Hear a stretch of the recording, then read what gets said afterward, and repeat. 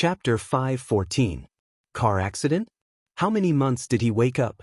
Jean-Wan stared in disbelief at the silent, cold man standing by the bed until she saw the man's fingers gently stroke her eyebrows and eyes as if he were really the 10-month-old Emo Jingshan standing by the bed.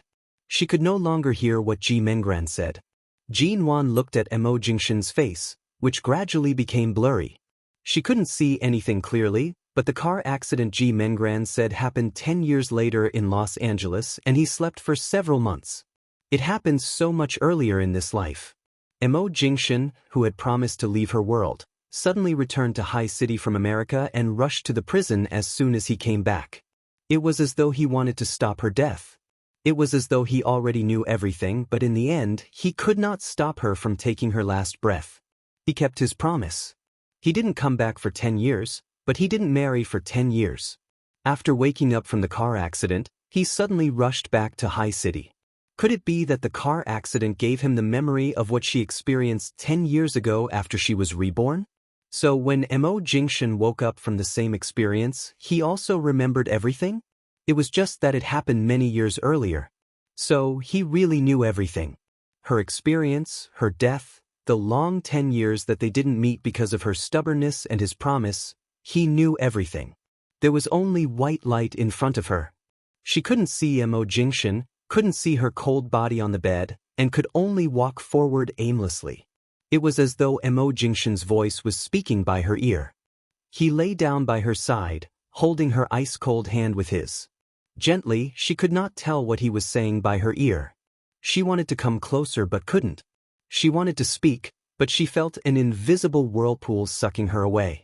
Then there were countless strange dreams, so bizarre that she couldn't connect them. Sometimes she was in the past life, sometimes she was in the present. The scene of her dying in prison was suddenly overlapped with the scene of Su Zhilan falling in prison. The scene of her homeless standing on the street with a blank face was overlapped with Ji Menggran's figure until they were completely covered. It seemed that all the ruined traces of her life that had been caused by people had been replaced by these initiators. Jean-Wan slept for a day and a night in confusion. When it was time to eat and apply medicine, the man would dig her out from under the blanket, feed her and apply medicine. She was half awake and could not distinguish reality from her dream. She only felt that the man was disturbing her dream when he woke her up to feed her. In the beginning, she would frown and throw a tantrum, refusing to eat. She wanted to continue sleeping, but it was useless after a few times. When she refused to eat, the man was even more stubborn than her. If she only cared about sleeping and refused to eat, she would be the one suffering if she did not cooperate. Therefore, when Jean-Wan was dug up in a half-awake state, she had no choice but to eat obediently and let the man apply medicine or ice packs to her face. The next day, Jean-Wan finally woke up, but when she opened her eyes and looked at the familiar and strange environment, she was stunned for a long time, wondering if she was still dreaming. This place, Aolan International? Coincidentally, when she woke up, a doctor came to check on her body. Jean-Wan weakly closed her eyes and allowed the doctor to examine her. When the doctor left, she lay on the bed, staring blankly at the man who had just sent the doctor away and returned to the bedroom. The moment she met Emo Jingshan's gaze, Jean-Wan finally woke up from her dream. Everything that had happened before she fainted rushed back to her mind. She originally did not speak, but Emo Jingshan spoke up. "You're awake? You slept for almost 2 days. You didn't even eat properly when you were half awake. Come and eat first." Jean-Wan did not have time to ask, wasn't she brought to a hotel near Binhai Road by him? Why was she at Aolan International when she woke up? The man directly walked out of the bedroom, leaving her with a view of his back in a white shirt. Jean-Wan, she did not move from the bed. After waiting for a while, the man returned. However, Emo Jingshan actually said that she was not allowed to eat in the bedroom. He said that aside from the injury on her head, her other injuries were not serious. After sleeping for 2 days, her strength was severely lacking and she had to wake up to eat. Furthermore, she had to go to the restaurant to eat. Jean-Wan remained unmoving. "My head hurts. I don't have any strength." The man glanced at her, walked over, and directly lifted the quilt. "I'll carry you over." Jean-Wan's face was indeed slightly pale. The moment the quilt was lifted, She abruptly lowered her head to look at the man's shirt she was wearing. She had been washed clean, and her body still smelled faintly of shower gel. Her hair was also fresh and clean. Aside from the shirt that belonged to him, she did not even have any underwear. So, while she was unconscious, he not only brought her back to Aolan International, but also bathed and changed her clothes for her? Jinwan did not move. I'm not feeling well. I haven't woken up yet. I want to lie down for a while more and… She was not wearing any other clothes. Regardless of whether those dreams were real or not, the two of them were already divorced. It was really inappropriate for her to wear so little in front of him. The woman lying on the bed stared at him with her clear black and white eyes. She insisted on lying on the bed and did not move. She even had the intention of pulling the quilt back over her body. The moment she pulled the quilt back over her body, the man silently lifted the quilt and threw it aside. He scooped the person on the bed into his arms and carried her out. Sleep after eating. I've only fed you some porridge these days. You have to eat. The moment Jinwan was carried, her body stiffened, but she really did not have any strength to resist. She could only widen her eyes and say, "Mo Jingshan, don't you have any clothes here that I can wear myself?" The man said indifferently, "Before you returned the key to Aolan International to me 3 years ago, didn't you take away all of your things in advance?" Jinwan. So this is really Aolan International? Why did you bring me here? The man was unperturbed. The hotel is not suitable for recuperation. Jinwan rolled her eyes at him. The hotel was not suitable for recuperation? Then why didn't he say that it was not suitable for her to be violated when she was injured? If she hadn't fainted in time, he would have turned into a beast in the bathroom. But fortunately, her injury was not serious. She was hit by the butt of the gun. She should be thankful that she did not lose her memory or become a fool. Jinwan couldn't help but touch her hair, wondering if the doctor would shave off a piece of her hair to make it easier for her to apply medicine. She was worried, but when she touched her hair, she was relieved to find that not a single strand of hair was missing. Chapter 5:15. When she was carried to the dining table, Jinwan looked at the food on the table, which was obviously just ordered from a restaurant. Jinwan, am I not a patient? How can I eat such oily food? The man put her on the dining chair. They're all vegetarian dishes. They're not so oily. Jinwan didn't speak anymore but reached out and tugged the hem of her shirt down hard, trying to cover as much of her thighs as possible.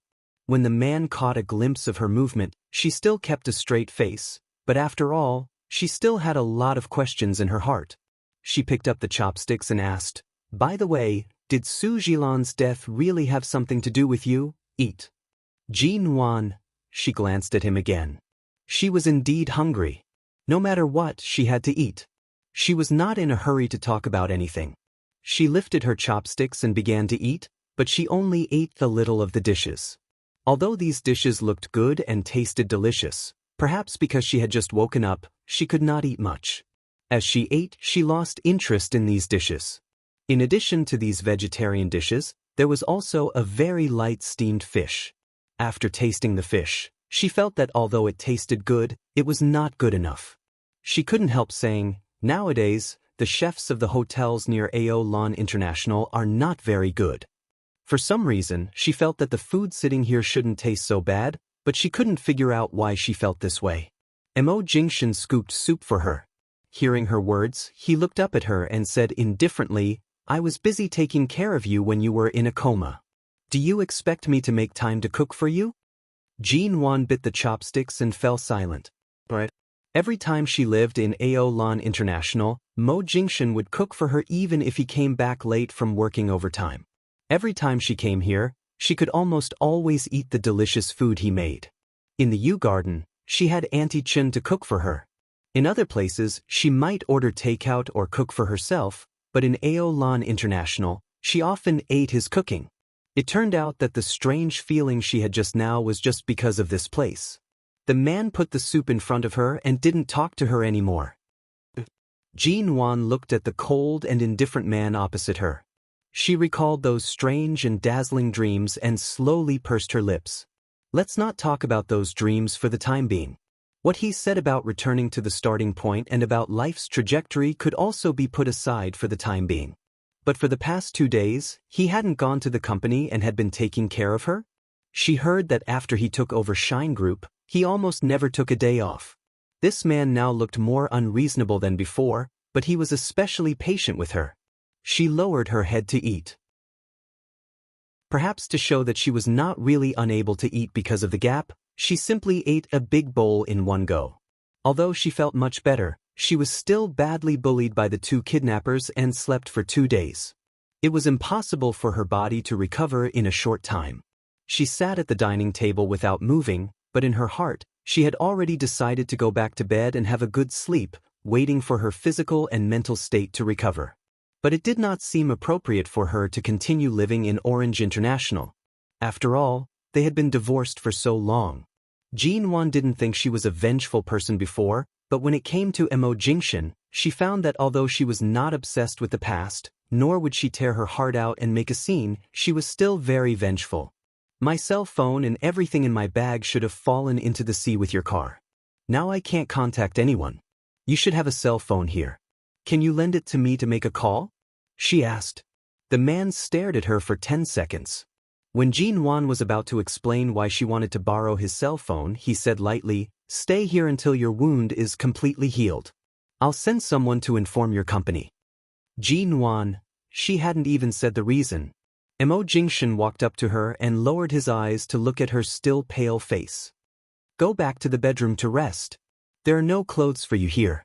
I'll ask someone to buy them from the mall and buy some daily necessities you can use, okay?" Jin-won sat at the dining table, pursed her lips, and said after a moment, "You can't have no underwear left here. Let's not talk about buying clothes. Is it appropriate for me to stay here wearing your shirt without any underwear?" Emo Jingshin, "Why not?" Emo Jingshin, "Why not?" Seeing Jin-won's angry expression, he seemed to be helpless and said in a low voice, "Then I'll go look for it for you. See if you forgot to take 1 or 2 with you when you left." Jin-won, ask Emo Jingshin to help her find her underwear? Not to mention that the 2 of them no longer had a legal relationship, even before the divorce, he didn't seem to have done this kind of thing. Seeing that she didn't answer, the man turned to the bedroom. Seeing that he was really going to look for it, Jin-won got up.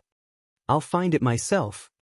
Emo Jingshin glanced at her, raised his chin, and pointed to the bedroom, saying indifferently, "Go ahead." Why did the topic inexplicably change from borrowing his cell phone to looking for underwear? Jin-won looked at his handsome features and brows. Her expression was heavy, but she still unwillingly and quickly walked toward the sun. As she walked, she continued to pull down the hem of the shirt, wondering if Emo Jingshin did it on purpose.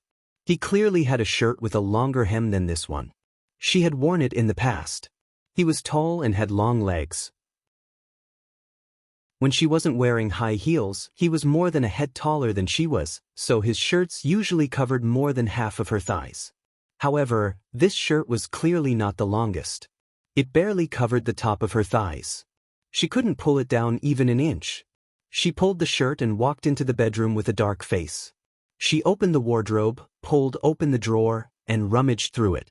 Sure enough, none of her things were left, not even in the corner. 3 years ago, before she returned the key to him, she did come to take everything away. But at that time, she did it very quickly.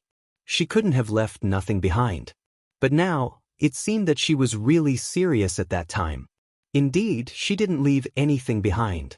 The man didn't stop her from rummaging through the drawer. He stood in front of the bedroom door with one hand in his trouser pocket and looked at her indifferently. "I've asked someone to buy it for you. None of your clothes will be missing. 2 hours won't matter. Just put up with it for a while, okay?" Seeing that there was really nothing, Jin-won pushed the drawer back heavily and reluctantly agreed with an ugly look on her face. But she couldn't keep her legs bare, so she opened the wardrobe and took out a pair of loose, soft trousers from it. Of course, it was Emo Jingshin's. She hid behind the wardrobe door and put on the trousers. When she came out from behind the wardrobe door smugly, she suddenly met Emo Jingshin's eyes and paused. Chapter 5:16. Sure enough, Mo Jingshan's eyes stopped on the trousers she was wearing and then looked her up and down. A moment later, he smiled faintly. Jin Wan closed the wardrobe door speechlessly, feeling that it was not wise to stay in the same room with him. Now she was dressed like this, without a bag, cell phone, or any ID. For some reason, she felt as if she had lost her freedom and became shorter. Even if she wanted to talk to him, she seemed to have lost her courage. She put her hand on the wardrobe door and suddenly asked, "Who did you send to buy clothes for me? Shinmu? Won't it be too inconvenient for him to buy things like underwear?" The man answered casually, "Auntie Chen." Jin Wan calmly made an "oh" sound, turned to sit down on the bed for a rest, and did not continue to ask. She had just taken 2 steps when she suddenly stopped and turned to look at him. "Auntie Chen." The man's eyes fell on the trousers she was wearing, looked at the trousers that were too long and stepped on by her feet, and said indifferently, "Auntie Chen's youngest son was admitted to High City University. She came from the countryside to accompany him. She lives near the university and has nothing to do, so I asked her to find time to clean every day." After leaving the Yu Garden, Jinwan thought she would never see Auntie Chen again. But she did not expect that Auntie Chen's current job was still with Mo Jingshan and the Mo family. This was good. First, Auntie Chen's life and salary were guaranteed, and second, Auntie Chen was trustworthy and suitable for long-term employment. She was relieved that Auntie Chen was going to buy clothes for her. She didn't say anything, sat down on the bed, raised her legs, and rolled up the long trousers, saying, "I may have to borrow your cell phone. I have so many certificates in my bag that I need to apply for. Many of them are related to the company. I can't be careless. This kind of thing can't be delayed." With that, she raised her eyes and said, "And your car? You didn't change it 3 years ago. Now it finally has to be scrapped, right?" Hearing the man's calm voice, Jin Wan looked at him, only to see that he did not intend to continue talking about the car and had already handed her a cell phone. Jin Wan glanced at it and stood up to receive the phone. She poked at the numbers of several company employees and Xiao Ba that she could barely remember, saying, "I still have to apply for a new SIM card. Auntie Chen has already gone. When she returns with the clothes, she will bring the replacement card over." In an instant, even the last reason to leave here was gone. Jin Wan held the phone in silence for a moment, lowered her head, and continued to dial the number without speaking. When she was on the phone, Mo Jingshan turned and walked out. She sat on the bed and called Xiao Ba, explaining why she had been missing for the past 2 days, and asked them to get the documents and certificates in her bag that had been destroyed by the seawater. After that, she put down the phone and looked at the black cell phone in her hand. Suddenly, he felt that all the things that he had been worried about since he woke up had been explained. His heart also calmed down. She could almost hear the words the man had said to her as he pinched her chin in hatred when he pushed her against the wall of the hotel bathroom. "I've been planning for 3 years just to change the course of your life, to let you live well, not to let you die so easily." She lowered her eyes, put down the phone, and then sat on the bed for a while. Finally, she got up and went out. She rolled up the trousers that had grown a lot. Now she didn't have to step on the trouser legs anymore, and it was much easier for her to walk. She walked out of the bedroom in a man's shirt and trousers. She didn't find slippers in the bedroom. When she got out of bed, Mo Jingshan carried her to dinner, so she came out barefoot. After walking out, she was about to ask him when the man's low, indifferent voice rang above her head. "Put on your shoes." Jin Wan paused and was about to say that she had taken away all her shoes here 3 years ago. How could there be any shoes for her to wear? The man just pointed to the door with his chin. She followed his finger and saw that he had taken out a pair of new gray men's slippers. They were his, new and unused. She looked at them attentively, walked over to put them on, and came back in the pair of slippers that were much larger than her feet. In recent years, she had been very particular about her appearance because of her work. At this moment, she was wearing a loose shirt, loose trousers, and a pair of men's slippers. She looked unbelievably casual, and because her hair was only shoulder length, she was clean and had no style at all. She looked like a high school student who stole adults' clothes to wear. She looked neither fish nor fowl, but she had a different kind of charm. Seeing her like this, The man smiled faintly. When people were in a familiar environment, they would subconsciously immerse themselves in the memories of this environment and even feel that nothing had changed, but at this moment, seeing Mo Jingshan's smile, Jinwan couldn't calm down even if she wanted to. She turned her head stiffly, but her expression was serious. Mo Jingshan. He sat on the sofa opposite her, picked up the glass kettle on the coffee table, and poured her a glass of warm water. What do you want to say? You'll answer whatever I ask? You won't lie to me? The man put the glass on the side of the coffee table closest to her, glanced at her, and said nothing. She approached him again and stared into his eyes. There are still many things I don't understand. Do I have a second chance at life, but I can't change the course of my life at will? If I don't do something, I'll still die when I'm 30 years old in a few years? He didn't seem to care much about the process she had never understood. He just said casually, now as long as you live a good life, don't risk your life for others, eat regularly, and keep exercising, I promise you'll live a long life. So, Su Jilan's death and what happened in the 2 years after Ji Mingran's disappearance have something to do with you? The man just glanced at her and waited for her next words. How did you do it? What do you know? Then are you dead? Did you die once just like me? Or did you just wake up with those memories? What else did you know when I didn't know? Chapter 517. Jinwan was puzzled. So divorce is just the way I have to go back to where I started. What about after the divorce? Now Su Jilan has been punished. She's dead, but I'm alive. Should I continue to not see you for 10 years and have nothing to do with you for the rest of my life? Mo Jingshan was silent for a while. You can choose your own life now. What should be over has been over. You can do whatever you want. After saying that, the man looked at her. It's a good choice to be Mrs. Mo again. Mo Jingshan looked at her. His calm expression perfectly covered up his uneasiness when he said this. He had been prepared to pay the price, but at this moment, it would be difficult for him to take it back. He knew her too well. Looking at his calm expression, Jinwan remembered the look on his face when he said that he was dead. She said coldly, "Oh, I'm sorry. I thought a lot just now, but I didn't think about it.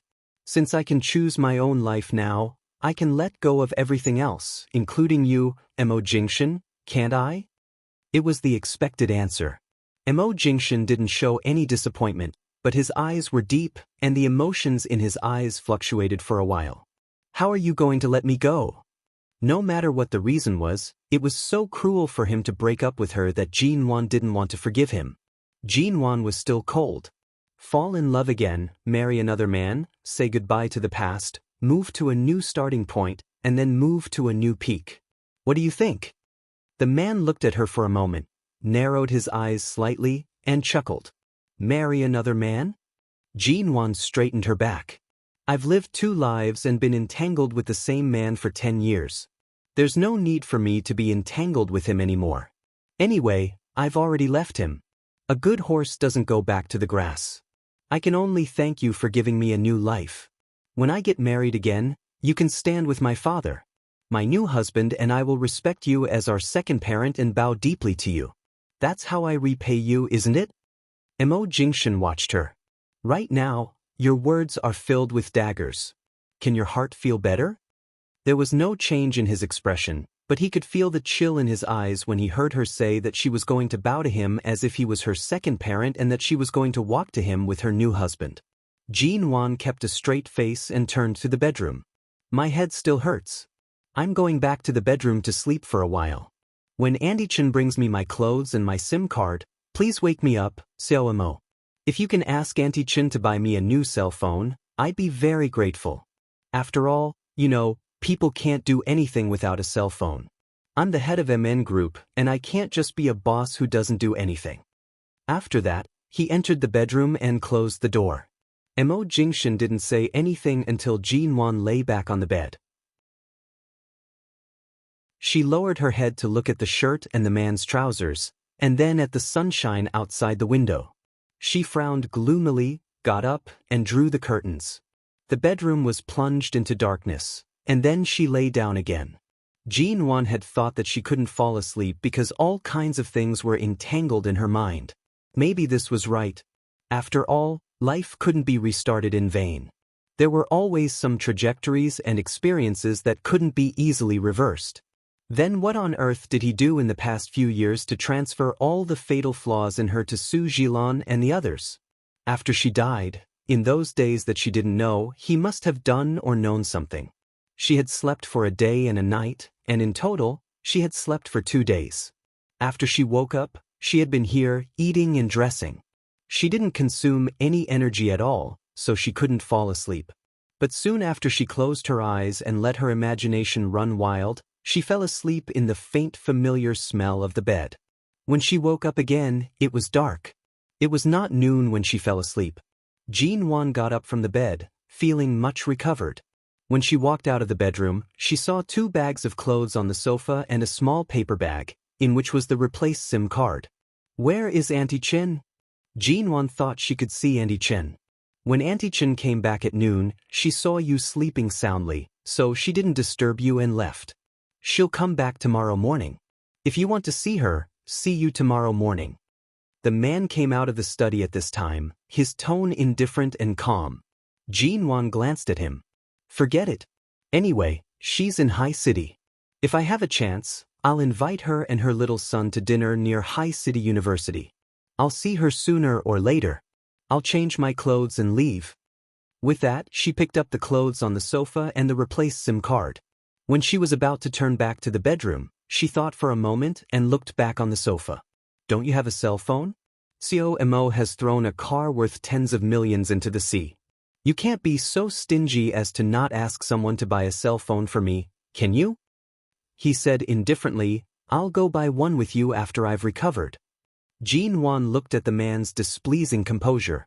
It was as though no matter what she said or made a fuss, he would treat it as her throwing a tantrum because of the anger she had suffered in the past. He was patient and calm. She snorted coldly. That won't be necessary. I don't plan to recover here. After changing my clothes, I'll go downstairs and take a taxi.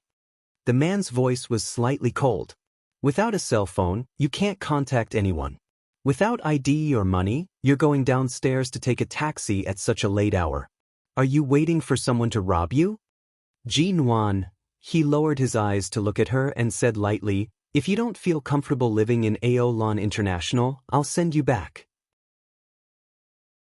The premise is that your head was smashed and you'll have headaches in the next few days. You can't be alone at home. It's not impossible for me to stay at your place. Jean-Wan, then forget it. She lived so peacefully in Yuehu Bay. She couldn't let him know where she lived now. Is it so serious? She raised her hand and touched her head again. In fact, if she didn't touch it, she wouldn't feel any pain. She just felt some pain when she touched the wound with her hand. She had a feeling that Mo Jingshan deliberately said it was serious. If it was really serious, she would have been sent to the hospital. It was impossible for her to just stay here to recover. Jean-Wan saw him glance at her swollen face and head and stared at her with his dark eyes. It's very serious. Chapter 5:18. Jean-Wan changed her clothes, came out of the bedroom, and met Mo Jingshan's eyes. Mo Jingshan silently looked at the woman's clear eyes as she stared at him. She was not entangled in the past, angry, or hateful. In fact, he was not sure whether she would forgive him for this reason. Jean-Wan saw that his face was indifferent and calm. She didn't speak, straightened her collar expressionlessly, and said, Can I trouble Sumo to lend me 100 yuan? She couldn't borrow a cell phone, so she suddenly asked for money, and it was only 100 yuan? Mo Jingshan glanced at her, but Jean-Wan had already walked to the temporary hanger in front of the door and rummaged through his clothes inside and out, but didn't find his wallet. Then she remembered that in the sea, not only her bag and the things in her bag were gone, but also the things in his shirt and trousers. It had only been 2 days, and she had been taking care of him at home.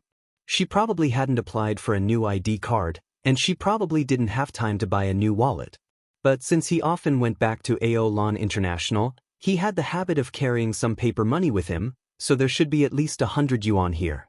Thinking of this, Jean-Wan turned to look in the other rooms. If she couldn't find the money, She would go to the study. Anyway, she could get the money and take a taxi back to Yuehu Bay. However, as soon as she turned around, she was caught by a strong arm and taken back in an instant. Mo Jingshan pressed her against the hanger, clasped her waist, and forcibly locked her in his arms, his voice low and heavy. "You haven't recovered. Do you have to go?" The sudden intimacy and the man's breath blew over her face. Jinwan's heart skipped a beat. She tried to push the man's arm away, but it didn't budge at all. She immediately slapped his arm with a cold face and turned to him, saying angrily, "Mo Jingshan, when I was unconscious, you helped me bathe and change my clothes. I didn't have a choice, so I didn't argue with you. But now I can stand on my own, and I'm not seriously injured. There's no need for me to stay here. Besides, do you have to hold me like this again and again? Let me go." He whispered in her ear, "You know I bathed you. Can you count how many times I've seen you and slept with you? You're so angry just because I hugged you. I've been so careful all these years, but in the end, I've raised an ungrateful wretch? Did this have anything to do with ungrateful wretch?" Jinwan put on a straight face and couldn't break free from his grip. She could only try to step back, but the clothes rack behind her couldn't support her. She only took one step back and then stopped. She raised her hand and tried to push him away, but she didn't succeed. To prevent her from being hit by the clothes rack when she leaned back, Mo Jingshan put his arm around her waist and held her in his arms. Jinwan only felt that she was suddenly lifted up, her feet off the ground, and he easily turned around and carried her to the sofa. The man sat down, put her on his thigh, buckled her waist, and moved his handsome face closer. His warm breath almost brushed against her cheek. "I'm afraid it's a little difficult to find a note here." The man's voice was so husky that it seemed he was coaxing her. "Only you can show off in front of me. You've already shown your cold face. You can do whatever you want to take revenge, but you can't leave before you recover. At least, you can't leave until your head doesn't hurt anymore and the doctor confirms that you're fine." How could Jinwan be obedient just because of a few words from the man? He even said she was cold and pretentious. She was about to argue with him, but when she turned her head, she was kissed by the man who lowered his head. Jinwan shuddered. It was not the first time that she had been kissed by Mo Jingshan in the past few months after returning to China, but the previous times were either in the dark or when he was drunk, or when she was in a coma and he almost swallowed her alive because he lost control of himself. However, when both of them were sober and everything was peaceful, such a kiss was too intimate for her and even challenged her endurance. After a few seconds, she came back to herself, raised her hand to push the man's chest, and almost reflexively tried to withdraw from his arms. She couldn't push him away and the kiss deepened. The man held the back of her head and turned the kiss into a deep one. Their lips and tongues intertwined, and she couldn't push him away. She only felt the blood all over her body surging wildly, and her scalp was numb. All the familiar and strange passions surrounded her. After pushing for a long time and almost exhausting most of her strength, she could only limp in his arms with difficulty breathing. Her fingers trembled, and she clung to the man's clothes. Jinwan's consciousness was almost muddled. The man held her face with one hand, his warm fingertips stroking the skin of her cheek, and his other hand moved down from the back of her head. When she felt the man's hand under her clothes, she finally shivered, and the chaos in her mind dissipated. She sobered up and pushed him hard. Mo Jingshan didn't intend to let go, but when they were immersed in each other's embrace, he was no longer restrained and guarded against her. This time, Mo Jingshan was really pushed away by her, but only by the distance of letting go. Jinwan gasped and was about to jump away from his lap. Her pale face was a little red, perhaps because of the kiss just now. This man either stood still and watched her every move calmly without any preparation to attack, or once he was ready to attack, was he ready to take the enemy's head? She angrily tugged down the corner of her clothes that had just been lifted. She took a step back from his lap and almost fell back on the coffee table. Her legs were soft from the kiss, and she struggled to stand up. She was so angry that she said incoherently, "You only kiss and hug me here. How can I continue to live here? If I stay here to recuperate, I don't know how much you will take advantage of me. You can kiss me, But why did you put your hand under my clothes? If I really gave you a good look, would you still? Realizing what she had said in anger, Jean Wan's face was even redder, and her eyes were full of anger. Her hair was a little messy on her shoulders, and she looked angry and displeased. When he kissed her just now, her breath was uneven, and her cheeks were red. The man looked at her. He didn't intend to do anything to her, but seeing her angry look, his blood surged and his eyes darkened.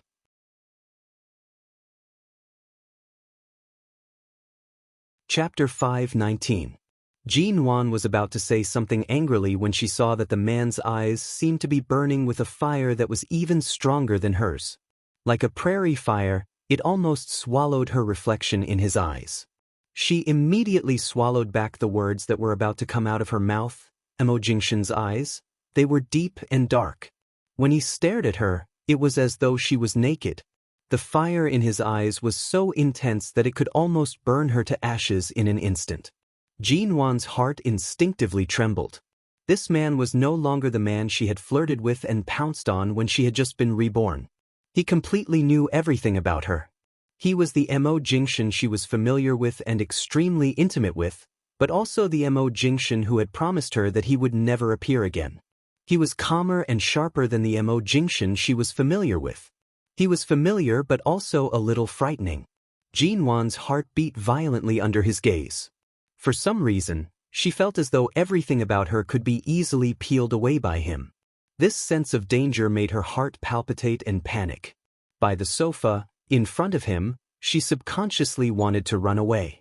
Mo Jingshen stretched out his arms and pressed her body, which was blocked by the coffee table, into the soft sofa. He bent down and kissed her again. It was no longer the lingering and hot kiss that seemed to melt the tip of the iceberg in her heart. Instead, it was an extremely entangled tongue kiss. When Jean Wan panted and tried hard to push him away, he kissed her from her chin and cheeks to the back of her ear. He kissed her sensitive ear, which he was familiar with, and his warm breath landed on her ear. The man's hoarse voice was pressed against her ear. He held her waist through her clothes and said softly, "I can't really give you a chance to find a new husband to be an eyesore in front of me. Being overly calm is useless to you. I might as well be more shameless. What's the big deal about putting my hand under your clothes? Which part of your body haven't I touched?" The sensitive part of Jean Wan's ear was constantly touched. She couldn't help curling up under him. Her body was tense, and she put her hand between their bodies, but he still moved it to the other side of her body. After more than 3 years, Mo Jingshen clearly knew the most sensitive parts of her body very well. The first was behind her ear. She hadn't been intimate with any man for a long time. In the past 3 years, except for being accidentally kissed on the cheek by Mr. Vince, no other man had had any chance to be intimate with her. All sensitive parts were suddenly teased. Her nerves were sensitive and trembled. She couldn't help clutching his clothes and turning her head desperately to avoid him. "Don't." Mo Jingshen raised his eyebrows slightly. He probably knew her better than she knew herself. He knew her sensitive parts, but he didn't expect that she was even more sensitive than 3 years ago. With a touch, her body trembled, and her voice was almost forced to cry. Perhaps because Jean Wan had been giving him a hard look since she woke up, the man seemed to be taking revenge on her. While she was still trying to avoid him, he directly sucked her soft and white ear. In an instant, Jean Wan's nerves were about to explode, and her brain directly crashed. Except for shrinking her neck and instinctively trying to avoid him, her mind was blank and she didn't know what else to do. Her hands also instantly became weak. The man deliberately brushed a warm breath against her ear, and his low, husky voice was still against her ear. "Every time I hear you say the word with a serious face, the desire lurking in my heart can't wait to press you down on the spot. I want to hear such a sound from your little mouth that is full of cold words." Inwan couldn't think calmly. She could only let out a soft moan because of the sensitivity in her ear, but because of the man's words, because of the words that seemed gentle and strong and combined with primitive desire, she firmly shut her mouth and refused to make a sound. "Try calling me Mo again?" The man's voice was almost bewitching. His low, sexy, husky voice once again fell behind her sensitive ear, but it was almost threatening. Jinwon bit her lip and didn't speak. She used her strong willpower to resist the man's temptation and instinctively resisted. I have nothing to do with you. If I don't call you Zenmo, what else can I call you? Such soft words with a hint of stubbornness had no effect on the man at all. The burning kiss spread from her white cheek to her neck. He continued to move down without hesitation, until the man suddenly took a hard kiss on her collarbone, causing Jinwon to let out a low cry of pain and excitement. Jinwon suspected that he had left a mark on her collarbone and hurriedly tried to push him away, but she couldn't stop him at all. Just as she froze and didn't dare to wriggle around, the man peeled off most of the clothes he had just put on and kissed her from top to bottom. Jinwon's body shrank uncontrollably again. She felt that if he continued, she would really completely lose control. Looking down, she saw the obvious and clear red mark on her collarbone. Her face was so red that it could almost drip blood. Angrily, she began to push him with all her might. The woman who had been obedient suddenly struggled desperately. Mo Jingshan thought he was hurting her and instinctively loosened his grip. Jinwon rolled to the side, but her whole body rolled off the sofa. Her shoulder and head, which had just been injured, hit the sturdy, hard frame under the coffee table. She gasped in pain. Ignoring her disheveled clothes and disheveled appearance, she curled up on the ground, closed her eyes, and covered her head. The pain was so great that tears came out. She rolled down too fast, and the force of the collision was definitely not light. Hearing the woman gasping in pain and sitting on the carpet by the sofa with her head shrunk as if she had been greatly wronged, Mo Jingshan immediately reached out and picked her up from below. Jinwon was in pain and anger. The moment she was picked up, she hurriedly tried to push him away, but the man still forcibly picked her up and pressed her against the sofa. He raised his hand to pull down her head and checked her head. Where did you hit? Jinwon had never been a person who liked to cry, but at this moment, her eyes were red from the pain. She glared at him and tried to kick him away with her hands and feet. Don't come over, Mo Jingshan, you gentle scum. You said you would let me recuperate here, but you dared to force yourself on me before I recovered. Sure enough, I was right. You are now a beast in human clothing.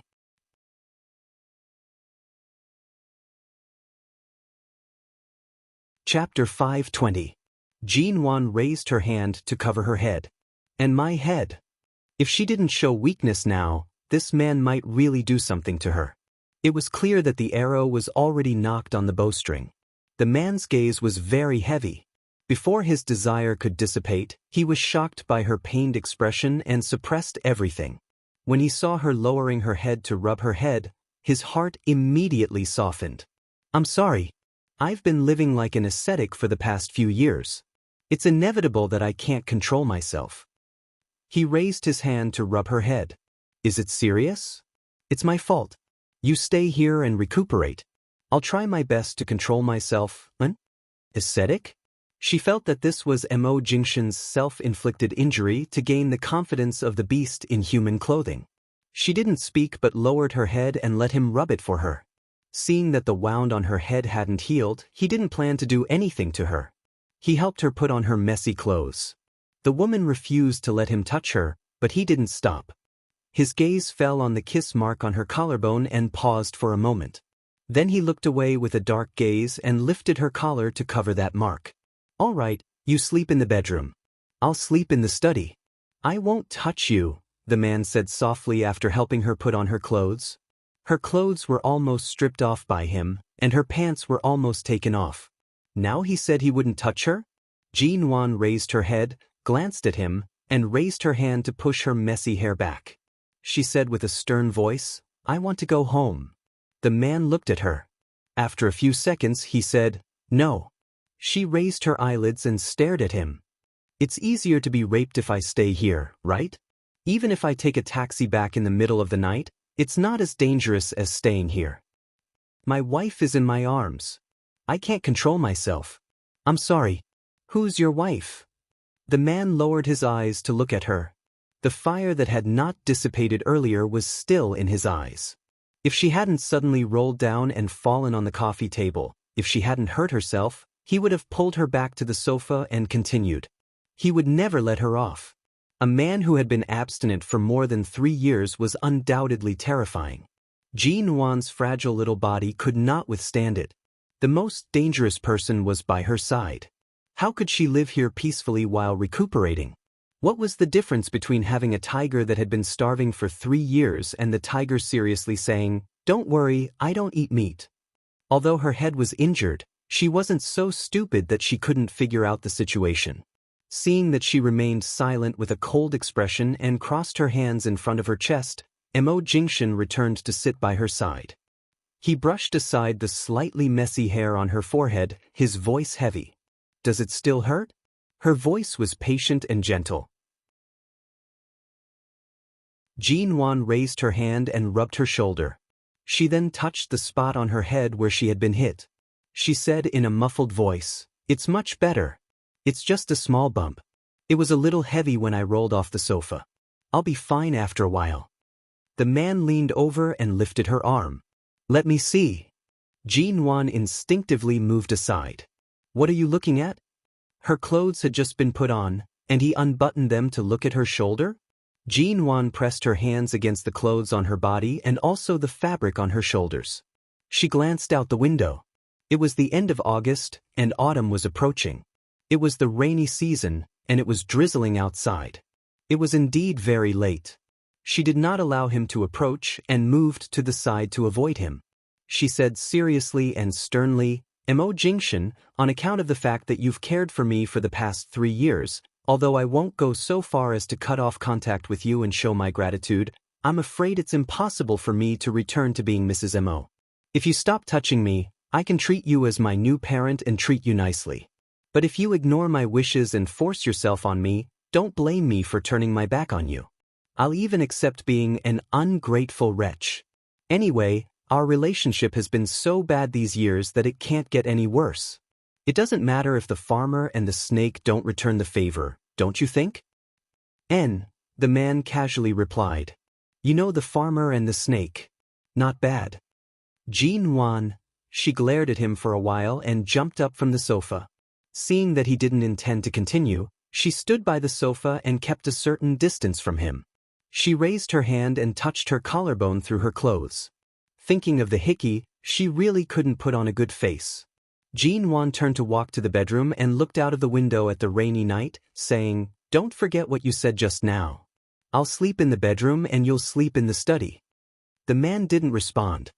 His good-looking brows furrowed because of her blatant attempt to distance herself from him.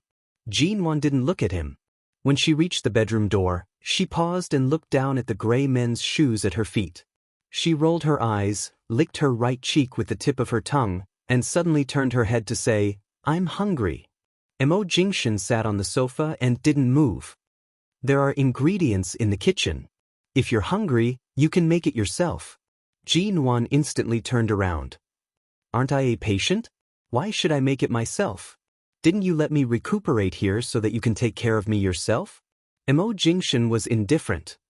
"I won't cook for an ingrate. Take care of it himself?"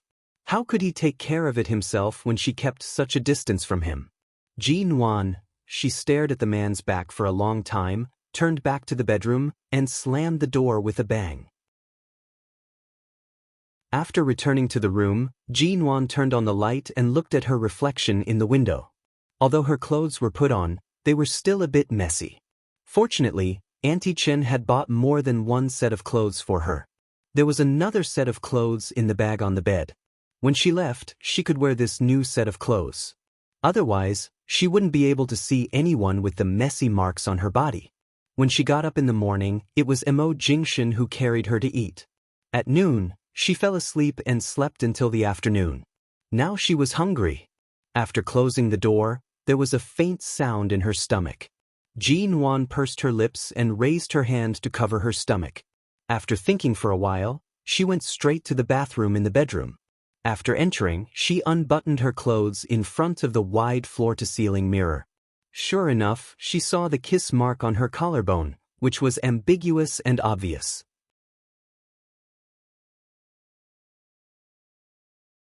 Chapter 521. This How could there be scars behind her ears? Jean Wan was so angry that she rolled her eyes at the mirror.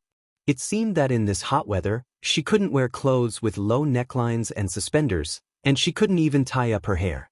She could only let it down. She slept all day and couldn't fall asleep now. Not long after, Jean Wan smelled a fragrance. She thought it was the smell of a neighbor cooking at this time, but the more she smelled it, the more she felt that the smell seemed to come from the bedroom door. She had just straightened the clothes on her body, smelled the smell, and couldn't help walking over to open the door. The moment she opened the door, she saw that Mo Jingshan had brought out a plate of assorted fried rice and put it on the table. It was so late, and there were not many ingredients. It was still raining outside, so it was not convenient to buy them. Jean Wan thought she would have to starve tonight. However, when she saw the simple but well-prepared bowl of fried rice, she was slightly startled, but still kept a straight face. "Who did you make this fried rice for?" "You know the answer. If you don't eat, I'll throw it out," the man said flatly, but he had already put a pair of chopsticks on the table. What a joke! She was hungry. How could she throw it out? Jean Wan hurriedly stepped on the pair of men's gray slippers that were too big for her, came to the table, picked up the chopsticks, and took a bite. Delicious. Anyway, she was hungry. Everything she ate was delicious. But she forgot how long it had been since she had eaten Boss Mo's cooking. This bite seemed to turn all her unbalanced psychology around. She continued to take a bite, not looking at the man's eyes, but lowered her head to eat without saying a word. Seeing her eating seriously, the man seemed to smile a little, but it was too faint, as if there was no smile at all. Even now, he still felt that Jean Wan's words, "create new parents," were very harsh on his ears. Mo Jingshan went to the kitchen and heated a glass of milk for her. She ate most of it and happened to be a little choked. She took the milk and drank it without saying thank you. The temperature was just right, and it was not hot. She drank most of it. After eating and drinking, Jean Wan was no longer like before, taking the initiative to find something to do after eating the food he cooked, such as putting the dishes and chopsticks in the dishwasher. Now she got up after eating and didn't intend to put the dishes away. The role of the ingrate was vividly portrayed. Mo Jingshan did not say anything, helping her bring the dishes back to the kitchen. Jean Wan wanted to go back to the bedroom, but she had eaten too much and drank a glass of milk, and now her stomach was full. Anyway, Mo Jingshan seemed to have calmed down. In this case, there was no need to deliberately avoid him. She walked around the sofa twice and suddenly glanced at the unopened room near the study. Her eyes stopped on the door and she hesitated for a few seconds. When Mo Jingshan came out, he saw that Jean Wan had been staring at the door. Seeing him come out, Jean Wan pointed to the door. "Has this door never been opened?" "A room that looks like a warehouse with all kinds of books and sundries. Are you curious?" The man glanced at the door. "Just a pile of sundries?" Hai City is the city with the best feng shui in the country. It is surrounded by mountains and rivers. The builder of Ao Lan International chose this location because a famous feng shui master said that this was the best feng shui in the country, and this room is the center of the feng shui, so it needs a building to support it. But it is not suitable to sleep here, so the other rooms and bedrooms are used normally, but this room is empty, especially this floor, which is located on the top floor of Ao Lan International. In feng shui, it is sitting on the dragon vein. The origin of Ao Lan International was actually so particular.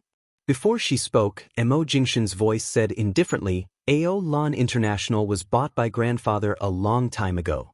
After buying it, he insisted that I should keep it as my wedding house, but I didn't agree. Before you moved in, I only lived here a few times because it was close to the company. There are only some books and sundries in this room, and there is no bed or table.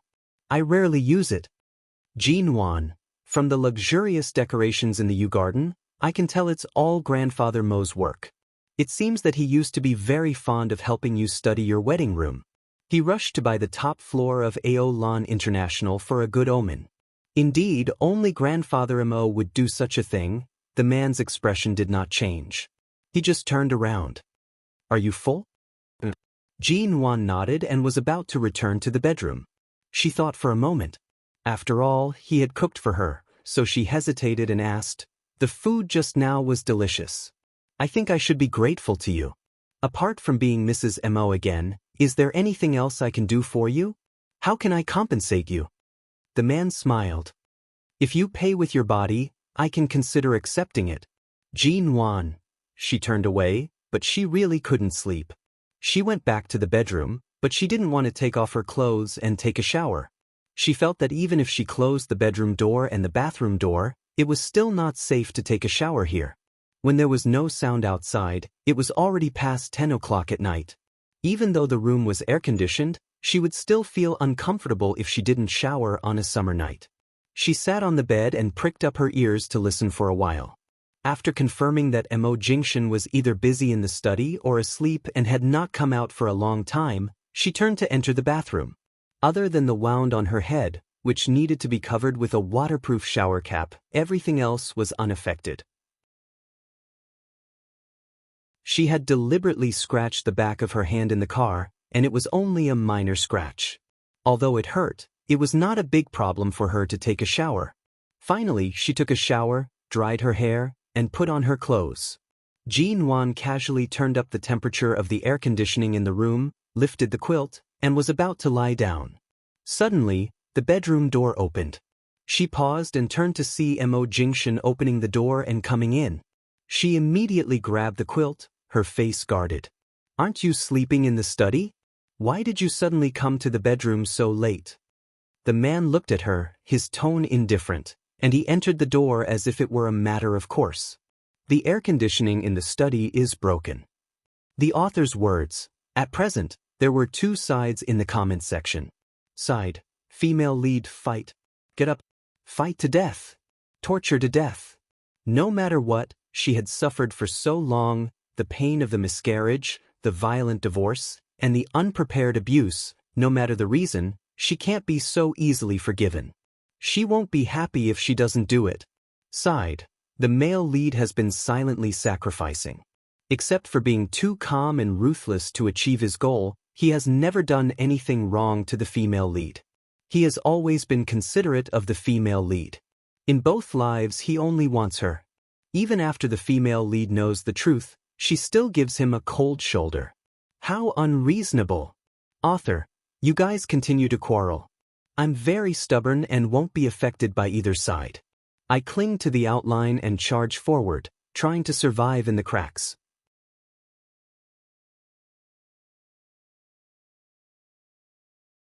Chapter 522. Seeing the man coming over, Jean Wan held the quilt tightly in her arms, moved back, and approached the edge of the bed inside. If you can't sleep in the study, isn't there a sofa in the living room? The man came to the bedside and said indifferently to Jean Wan, who had a guarded expression, I've slept on the sofa in the living room for 2 days. The leather sofa is not breathable and uncomfortable. Jean Wan, she pursed her lips and still held the quilt tightly. Then what are you doing? Mo Jingshan, I'm warning you, I'm still a patient. She felt that the divorce could no longer save his abstinence. Maybe she could only show weakness to show that she couldn't bear the torture now. Before she could finish her sentence, the man's arm had already reached over. She was so frightened that she was about to retreat, but she saw the man pick up one of the 2 pillows on the bed, then casually find a set of blankets from the cabinet and directly spread it on the floor. Jean Wan, was he going to sleep on the floor?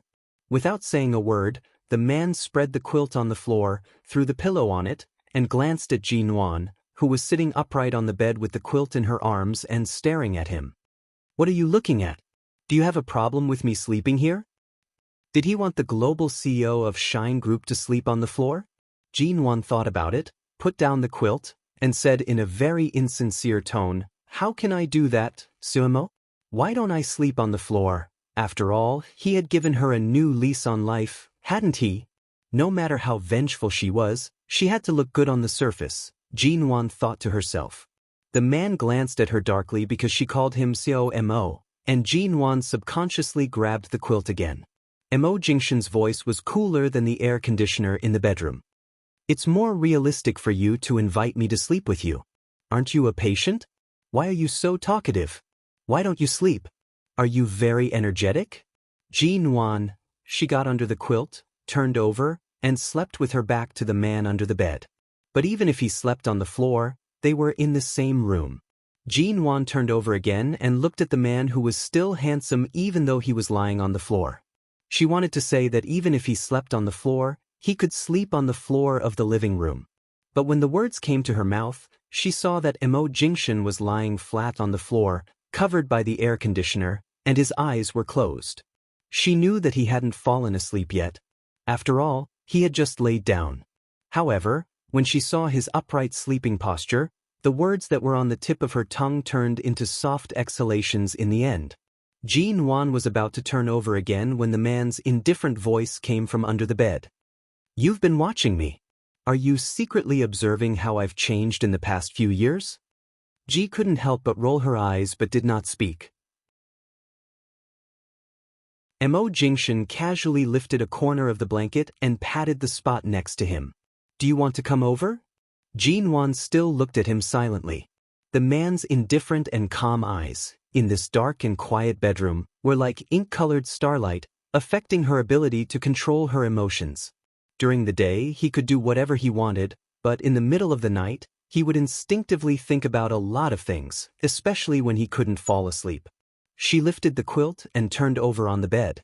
When she covered herself with the quilt again, she said flatly, "I just heard that COMO hasn't been sleeping well in recent years, so I wanted to see how a person is like when they're suffering from insomnia. After all, I've never been so calm and crazy as to endure everything alone. All these years, I've been eating well and sleeping well. I basically don't have to think about any memories. At night, I fall asleep as soon as I hit the bed, completely unlike you." The man's brows moved slightly because of her words. He glanced at the woman on the bed with her back to him. Even though she had turned over and covered herself tightly with the quilt, her thin figure still appeared slender and petite under the quilt. From the start, Emo Jingshin knew that she would not easily lower her head. However, he did not expect that her evaluation of him would be that he was so calm that it could drive one crazy. Jin-won closed her eyes. It was late at night, and she soon fell asleep. The man sleeping on the floor also felt sleepy in this place that had kept him awake for 3 consecutive years. A good night's sleep. The next morning, when Jin-won woke up, the quilt that Emo Jingshin had put on the bed had been taken away. She sat on the bed in a daze for a while, raised her hand to rub her messy hair, and walked out of the bedroom, only to find that Emo Jingshin was not there. She looked at the time. It was already past 9 o'clock in the morning. She had slept for so long yesterday, and she slept for so long this night. The biological clock that she had been used to for years was almost disrupted. This place was so close to his company. He must have returned to the company in the morning. What about her? She was not an idle person. She couldn't stay here all the time. Besides, she didn't even have a phone with her. Jin-won didn't want to waste time here. She even planned to wash up after returning to the company or Yuehu Bay. She went straight to the door and was about to go out. However, as soon as she opened the door, she saw Auntie Chen, who was raising her hand to press the door password. The moment the door opened, Auntie Chen's hand froze in the air and her eyes met Jin-won's. "Auntie Chen." Jin-won reacted very quickly. Her sleepy face instantly turned into a pleasant smile. "Mrs. M.O." Auntie Chen was so excited that she even forgot to change the way she addressed Jin-won. "You're awake. Every time I came here these 2 days, you were sleeping. I didn't want to disturb you, so Mr. Mo asked me to come over in the morning to make breakfast for you. How are you now? Does your head still hurt?" Jin-won's eyes paused on the vegetables and fruits in Auntie Chen's hands. Before she spoke, Auntie Chen pushed her back into the door with a smile. Still very excited, she took her hand and said, "I heard that you have been in England for the past few years. I thought I would never see you again. I didn't expect to see you again. It's so good to see you again. Auntie Chen, you don't have to make breakfast for me. I can go back to the company to eat. It's late now. I'm going to the company." Jin-won's feelings for Auntie Chen were almost close to family, and the warmth in her heart was real. "How can I do that? You are injured, and Mr. Mo has a meeting to attend. He specially asked me to buy some of your favorite dishes to cook for you. Hurry up, sit down and have a good rest." Auntie Chen pulled Jinwan to sit down on the sofa and then took out some fruits from the shopping bag that Jinwan used to eat. I'll wash some fruits for you. Wait a minute. Jinwan wanted to say that now was a good time for her to slip away while Mo Jingshan was away. In broad daylight, even if she had no money or cell phone, she could still go back to her company.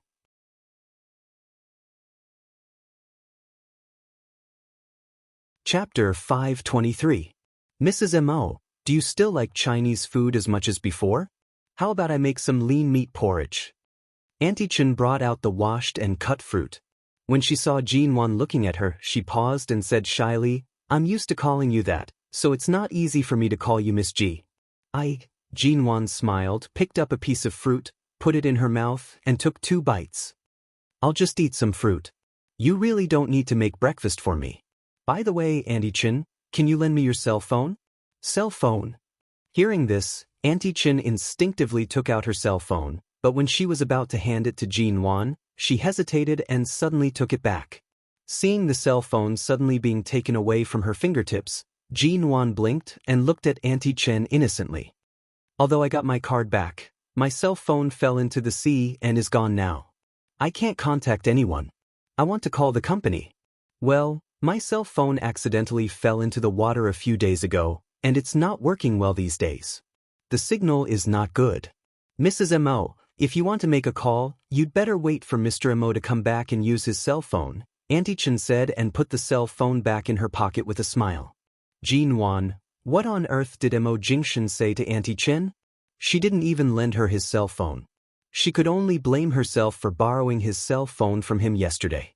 She didn't expect that she would only have one chance to borrow his cell phone all day. If she had known this, she would have asked Xiao Ba to pick her up yesterday. Now it was too late to regret. Seeing Jinwan lowering her head to eat the fruit gloomily, Auntie Chen smiled and didn't say anything more. She turned into the kitchen to prepare breakfast for her. Lean meat porridge sounded simple, but it was not easy to make. She had to stir-fry the meat, make all kinds of ingredients, and cook the porridge. It would take her at least an hour to make it.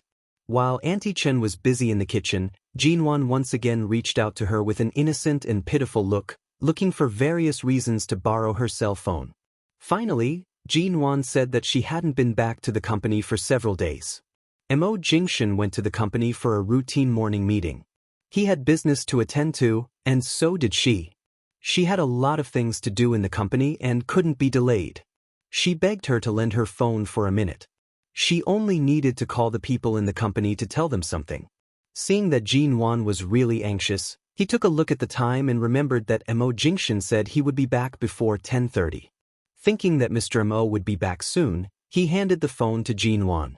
Jinwan quickly called Xiao Ba and told her where she was, the building number, and the elevator password, asking her to come to the rescue as soon as possible.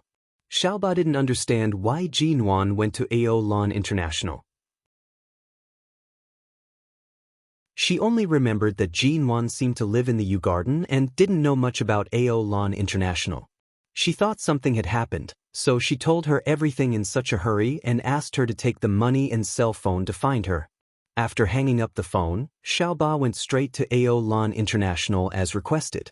20 minutes later, Xiao Ba arrived, stood outside, and rang the doorbell. Hearing the sound, Auntie Chen hurried out. She was wondering why Mr. Mo didn't come in directly but rang the doorbell, but Jinwan had already rushed to open the door. As soon as she saw Jinwan in the door, Xiao Ba asked in surprise, "Boss, what happened? Yesterday you asked me to help you get a new certificate, and today you asked me to come to rescue you with a cell phone and money. Don't you live in Yuehubei? What's wrong with Aolan International?" Before Xiao Ba finished her words, Auntie Chen felt that something was wrong. She stuck her head out behind Jinwan and asked, "What's wrong? What's wrong? Who is it?" Jinwan continued to block her way. She took the newly bought cell phone and a dozen notes from Xiao Ba, quickly stuffed them into her pocket, and said with a smile, "My company's assistant." When Jinwan finally moved aside, Auntie Chen saw a young girl with a pair of round glasses who looked innocent and lovely, and she nodded. "Ah, your assistant? Do you work in the same way as Assistant Shen?" Auntie Chen nodded. "Yes, similar to Shen Mu," Jinwan explained with a smile. Xiao Ba didn't know what was going on, but she still nodded to Auntie Chen. Hello. Good. Have you had breakfast before you came? I just made lean meat porridge. Would you like to come in and have some? Auntie Chen said and reached out to pull Xiaoba into the door. Before Xiaoba realized what was going on, Jinwan reached out and pulled Auntie Chen's hand back. It could be seen that Auntie Chen didn't know why Xiaoba came here and was afraid that something would go wrong, so she simply asked Xiaoba to stay and wait for Mo Jingshan to come back. She never expected that one day Auntie Chen would take Mo Jingshan's side. She even had to guard against Auntie Chen. I made a lot of porridge. Your little assistant looks very thin and must eat very little. Come in and have some with us. It's okay. No, I've eaten. I just came to deliver something to Zhou Ji. Xiaoba hurriedly hid outside. What did you deliver? Auntie Chen immediately set her eyes on Jinwan and Xiaoba's hands. Xiaoba reacted quickly this time. Knowing that she had to help Jinwan cover up the money and cell phone, she suddenly took out her wallet. I came to deliver a wallet to COG. She didn't bring any money with her, so I brought it to her. Auntie Chen believed her. She looked back at the time. It was almost 10:30. She took Xiaoba's hand and chatted for a while before taking her in for breakfast. After a few minutes of pulling and pulling, the elevator door opened. Footsteps could be heard approaching from behind little Mina. Xiaoba turned her head, looked at the man walking over slowly, and suddenly felt a bolt from the blue in her head. Mo. When Jinwan saw Mo Jingshan, the fire of hope in her heart was instantly extinguished. Why did he come back so quickly? She hadn't even been able to get out of the room. Noticing the man's gaze, Jinwan subconsciously looked away, turned around, and stood on the other side of Auntie Chen. Mo Jingshan had come behind Xiaoba. He must have just come back from the company.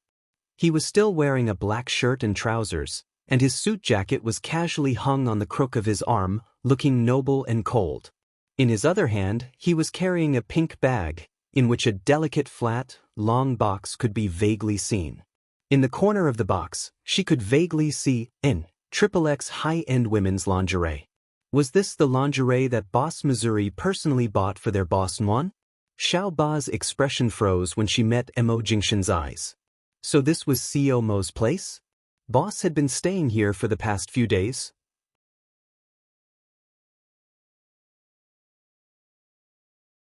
Chapter 524. Jinwan closed her eyes angrily. Good my ass. Didn't you see that your boss was almost under house arrest because of this reason? At this time, she still didn't forget to flatter Mo Jingshan and be infatuated with him. Glancing at Xiaoba's quick action of putting away the wallet, Mo Jingshan smiled indifferently. All right. Xiaoba's eyes widened. Boss Missouri spoke to her and smiled at her. He smiled and said good to her. The first time she spoke to Boss Missouri was in the hotel. At that time, she accidentally ran into him and Jinwan. When she opened the door, she accidentally ran into Mo taking a bath, but he didn't look so good at that time. Now, he was actually smiling. Seeing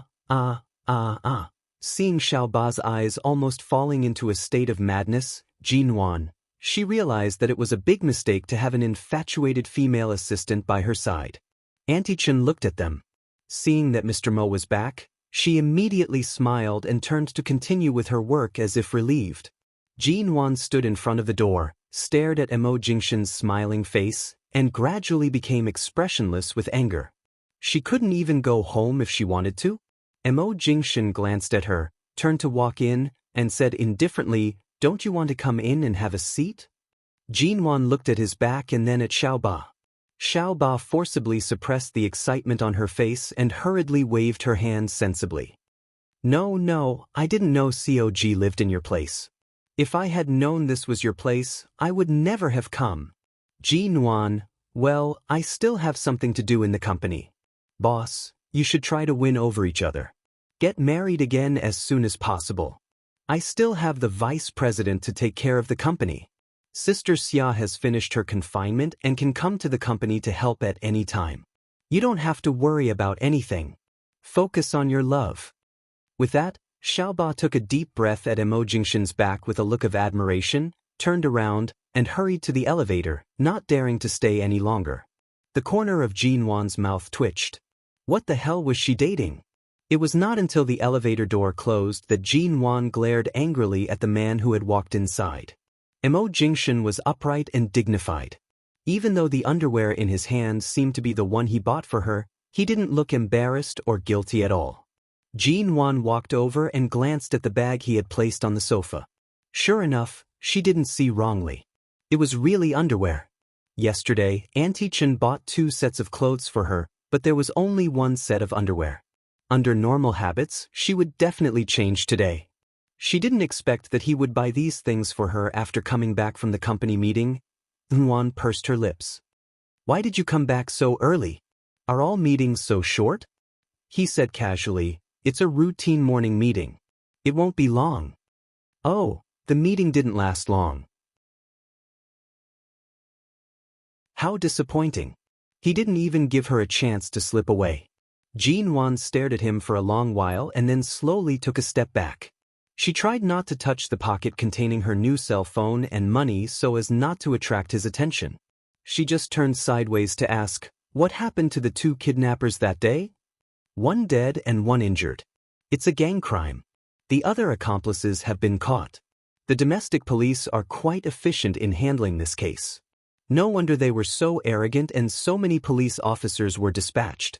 It turned out that there were more than 2 people. What about your car? Jin Wan had a dark guess that Mo Jingshan had long wanted to change his car. He drove a car worth tens of millions into the sea without even blinking. The man glanced at her and asked indifferently, what kind of car do you like? Does it have anything to do with what kind of car I like? It's not my car that fell into the sea. I don't need to change my car. Jin Wan snorted coldly. The man glanced down at the parking lot from the window. Jin Wan's car was parked below. He smiled faintly. Why did your assistant come here just now? Jin Wan stood behind him and said discontentedly, a certain CEO of Shine Group didn't even give me 100 yuan. I had to find someone to give me the money. But you came back before the wallet fell into my hands. Xiao Ba, that coward, left as he pleased. He came here as if he didn't come at all.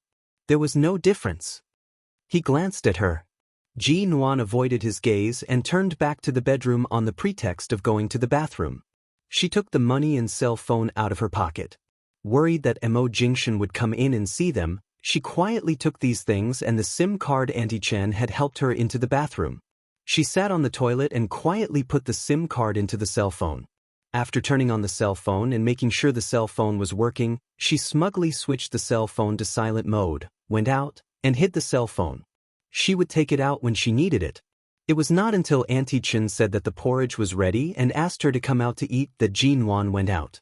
When Auntie Chen put the porridge on the table for her, Mo Jingshan walked past the dining table, took a look at Jin Wan, who was calm and composed when she came out of the bedroom this time as if she had a backer, and turned his slender and straight figure to the study. Jin Wan ate the porridge, looked up at his back, and her heart was slightly anxious. He wouldn't find out, would he? After entering the study, the man casually turned on the computer under the bookshelf, and the surveillance software in front of the door quickly projected the scene of the past half an hour, including the scene where Xiao Ba stuffed a stack of money and cell phone into Jin Wan's hand and Jin Wan hid them in her pocket. The man's elegant and deep brows moved slightly. He smiled, turned off the screen, and turned to go out. Jin Wan was still sitting at the dining table eating porridge. The cut on her neck caused by Mo Pylan's ring at the Mo family had faded a lot, and the cut on the back of her hand only hurt a little when it came into contact with water. However, when she took a bath yesterday, the wound on the back of her hand that had almost healed began to redden again. She ate indifferently, but the redness on the back of her hand was very obvious. Seeing that she was completely indifferent to her wound, Mo Jingshan watched for a long time before saying lightly, after eating, I'll apply some medicine on your hand. Don't touch water for a day. Jin Wan looked down at it. It was a cut she deliberately made in the car. She pursed her lips. No, it's just a little cut. It'll heal by itself. Mo Jingshan took her hand. When Jin Wan was about to withdraw her hand, he held it and looked at the thin cut under the skin, which was still faintly oozing blood. Because she had taken a bath, it was obviously inflamed, so it was red. Ji-Nuan furrowed her brows and was about to withdraw her hand when she raised her head to see that the man said firmly, "You have to apply medicine." Meeting the man's gaze, Ji-Nuan quickly looked away, but she could not withdraw her hand no matter how hard she tried.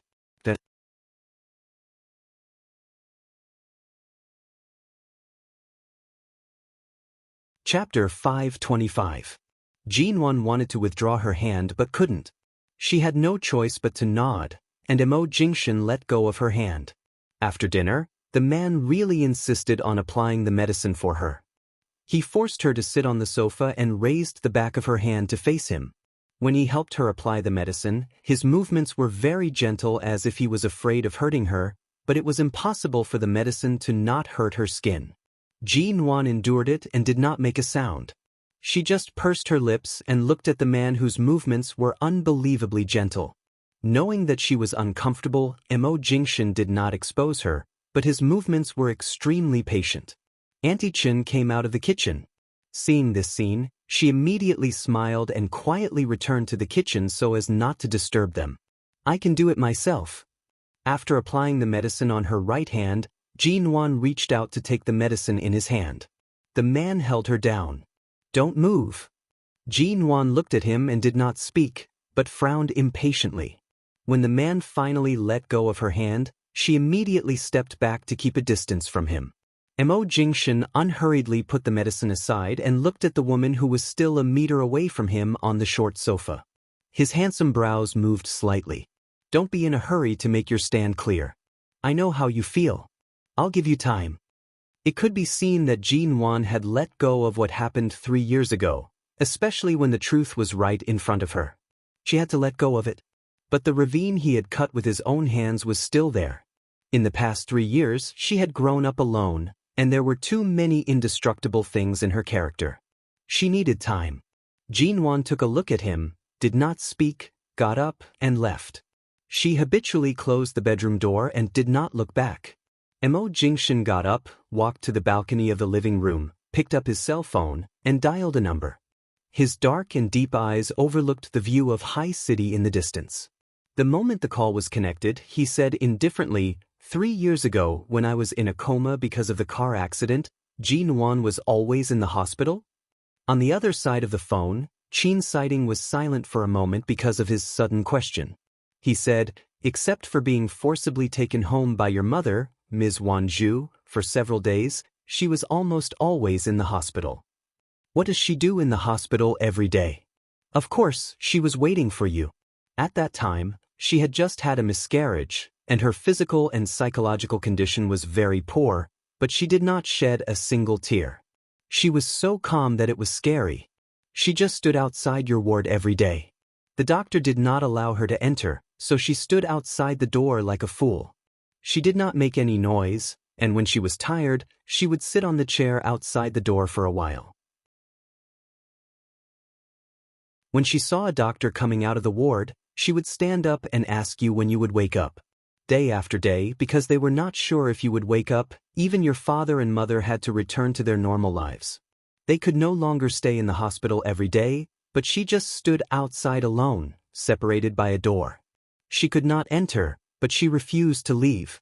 Qin Siding sighed as if feeling sorry for Ji-Nuan. "You know Ji-Nuan better than anyone else. Before you divorced, you refused any of our advice because you were afraid that you wouldn't be able to make up your mind after hearing this, right?" Emo Jingshan's gaze was fixed in a certain direction outside the window. For a long time, he did not speak. Qin Siding, "What? Ji-Nuan is living a wonderful life now. She doesn't need to rely on you at all. Your woman is completely out of your control. Doesn't it feel good?" "Emo Jingshan, you're asking me all this now. Do you want to empathize with the pain she went through back then? You were in a coma at that time, and such a great pain forced her to hide all the regrets and sadness of the abortion in her heart, because nothing was more terrible than the news that you would never wake up. No matter what reason you had, the first thing you did when you opened your eyes was to divorce her. You didn't even give her a buffer time. I can't imagine how much she loved you. She even tried to persuade you to stay when you were cold to her. At that time, She would talk to everyone with a smile every day as if you were the greatest motivation for her as long as you were alive, and no difficulties could defeat her. But in the end she still collapsed, and you were the executioner, weren't you? Seeing Mo Jingshan still didn't speak, Qin Siding sneered again. Last time her friend came to the hospital to give birth, we chatted for a while, but she didn't mention a word about you. She wasn't even interested in you at all. In my opinion, it's hard for you to have any contact with her.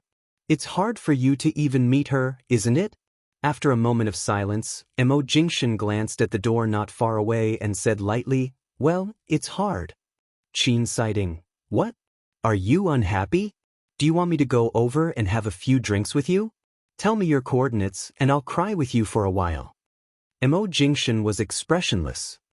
Ao Lan International. Qin Siding sneered. "You've been living in that place for 3 years.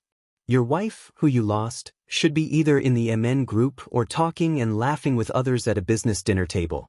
Look at you, now you're like a stone waiting for your wife. Who are you pretending to be?"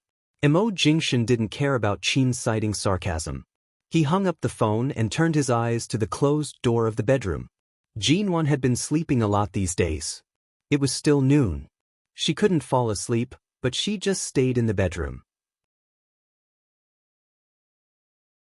He threw his cell phone on the sofa, walked over without any pause, and turned the doorknob without any hesitation. This was his place. Jinwan knew that it was useless even if she locked the door from the inside, so she didn't bother to do this. Without locking the door opened smoothly. The curtains in the bedroom were closed, and the moment the door opened, light from the living room fell in. Jinwan, who was sitting on the carpet by the bed in a daze, was startled. She raised her eyes and stared blankly at the man coming toward her. "What are you doing?" she asked subconsciously. Without a word, Mo Jingshan pulled her up from the carpet and put her on the bed. "Mo Jingshan." Jinwan frowned unhappily because he came to hug her again, but the man didn't speak. Jinwan was angry. "Mo Jingshan. I'm giving you time, but it doesn't mean I'm allowing you to sit on the floor and blow on the air conditioner that's only 20 degrees. You haven't recovered yet, and you want to catch a cold again?" Jinwan didn't notice the temperature of the air conditioner.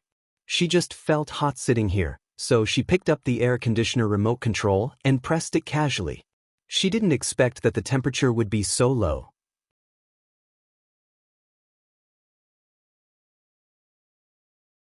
Chapter 526. Mo Jingshan placed her on the bed and covered her with the quilt. Without a word, he picked up the remote control and adjusted the temperature of the air conditioner to 26 degrees. Then he looked at the woman sitting on the bed. Her fair face was mostly filled with habitual forbearance, and there were no traces of her usual coquettishness in front of him. In the past 3 years, she had grown up as he had hoped. If Jinwan used to be a hedgehog who was spoiled by his side and was about to have all her thorns pulled out, right now she was a harmless and lazy cat. She looked calm but had incomparably sharp claws. "Qin Siding will come over today. Let him check your head injury. If you don't want to go out, have a good rest in the bedroom." The man sat on the edge of the bed and held her hand. As though inadvertently holding her hand, he placed it on her lower abdomen. This action caused Jinwan to shiver. She wanted to withdraw her hand but could not. She looked at him and was about to speak when she remembered he had mentioned Qin Siding earlier and couldn't help asking, "Has Dr. Qin been in High City these years? Is he married to Miss Shi?" The man's hand was still intertwined with hers. No. Jinwan clearly remembered that Xiao Lui had failed to snatch Shi Niange away from her. He looked as if he had been seriously injured when he mentioned Shi Niange. Why hadn't Shi Niange and Qin Siding come to an agreement after so many years? But, based on Dr. Qin's feelings for Miss Shi, even if he doesn't say it, anyone can see how devoted he is to her. Why hasn't he married Miss Shi yet? Just as she was about to withdraw her hand without batting an eyelid, Mo Jingshan released her fingers one by one. When she shrank back into the bed to guard against him, he curved his lips and raised his brows. "You already know that he's very loyal to his lover? It seems like you've been in contact with each other these years?" It sounded like the man was somewhat displeased. Although it was not obvious, Jinwan could feel it. She retracted her hand, which had just regained its freedom, and placed it under the quilt to avoid the man's touch. She curled her lips and said, "Dr. Chin has always taken good care of me since we were in High City. Later, he also took good care of me in Los Angeles. Aren't you good brothers?" This so-called brother doesn't want this woman. Since he's not married, it's not too much to help take care of her, right? The air around the man sitting on the edge of the bed instantly became colder than the air conditioner. He stared at her and seemed to be smiling, but his smile wasn't very happy. "You still have such thoughts about him?" Jin-won looked at him. Even though this man was looking at her without saying a word, his gaze was enough to make one feel as though they were sitting on pins and needles. Even though he was silent, he was still filled with an oppressive aura. She smiled again. For people like Dr. Chin, people who aren't familiar with him will only feel that he's too cold and unapproachable, but after getting to know him, they find that he has the qualities of a warm man. Besides, the profession of a doctor also adds a sacred halo to him, making people instinctively want to get close to him. He has always taken such good care of me. Even though the two of us rarely contact each other, I was the one who took the initiative to call him after returning to China. Speaking of which, he's also an old friend whom I haven't blocked all of my contact numbers. Mo Jingshan was expressionless. "You're so interested in him?" Jin-won casually folded her hands under the quilt and casually played with her nails. She said slowly and casually, "Originally, I thought that since he has been entangled with Shi Niange for so many years, I didn't have too many thoughts about him. But today, you said that he's still unmarried. Maybe I can take the opportunity to throw an olive branch of love at Dr. Chin. Maybe there's really a chance between us?" Mo Jingshan's voice dangerously dragged out. "There's no chance between the two of you." "Why not?"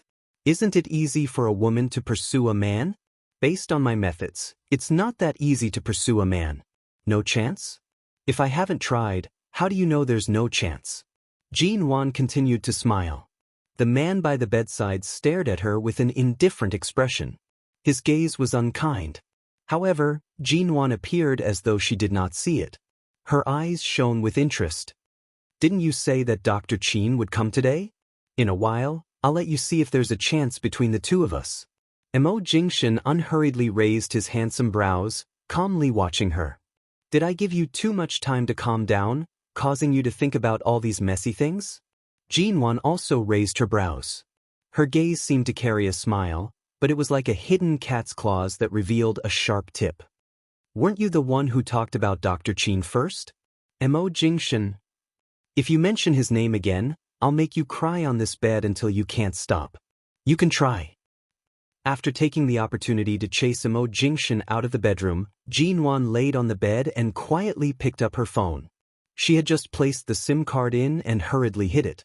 Now that she took it out, she saw the message that Mr. Vince had sent her yesterday. In the past 2 years, although some of the popular trends in the country had gradually converged with those of 7 years later, such as Weibo and WeChat, there were still very few people who used them.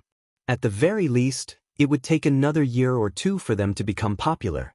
Thus, even though Jin-won immediately used WeChat, the number of people in her friend list was pitifully small. There were only a few people in the company. Most of her communication with others still relied on text messages. Mr. Vince's message said that he had already returned to High City. However, this message was not as warm as it used to be. In the past, no matter where he went, after saying his location, he would then ask where she was or what she was doing. However, this time, he only said that he had returned to High City, and then there was a full stop. Jin-won glanced at it and did not know what to reply. She also felt that Mr. Vince's attitude recently seemed a little strange. A person who had been rejected by her for 3 years, but whose enthusiasm did not diminish, suddenly began to deliberately distance himself from her overnight. Although he maintained a calm way of interacting with her, he was careful not to be as warm as before. She didn't feel disappointed just because a person who had always been warm to her suddenly turned cold. In the past few years, because he had helped her, she didn't want to hurt him too much. In fact, this was the most appropriate way for her to get along with him.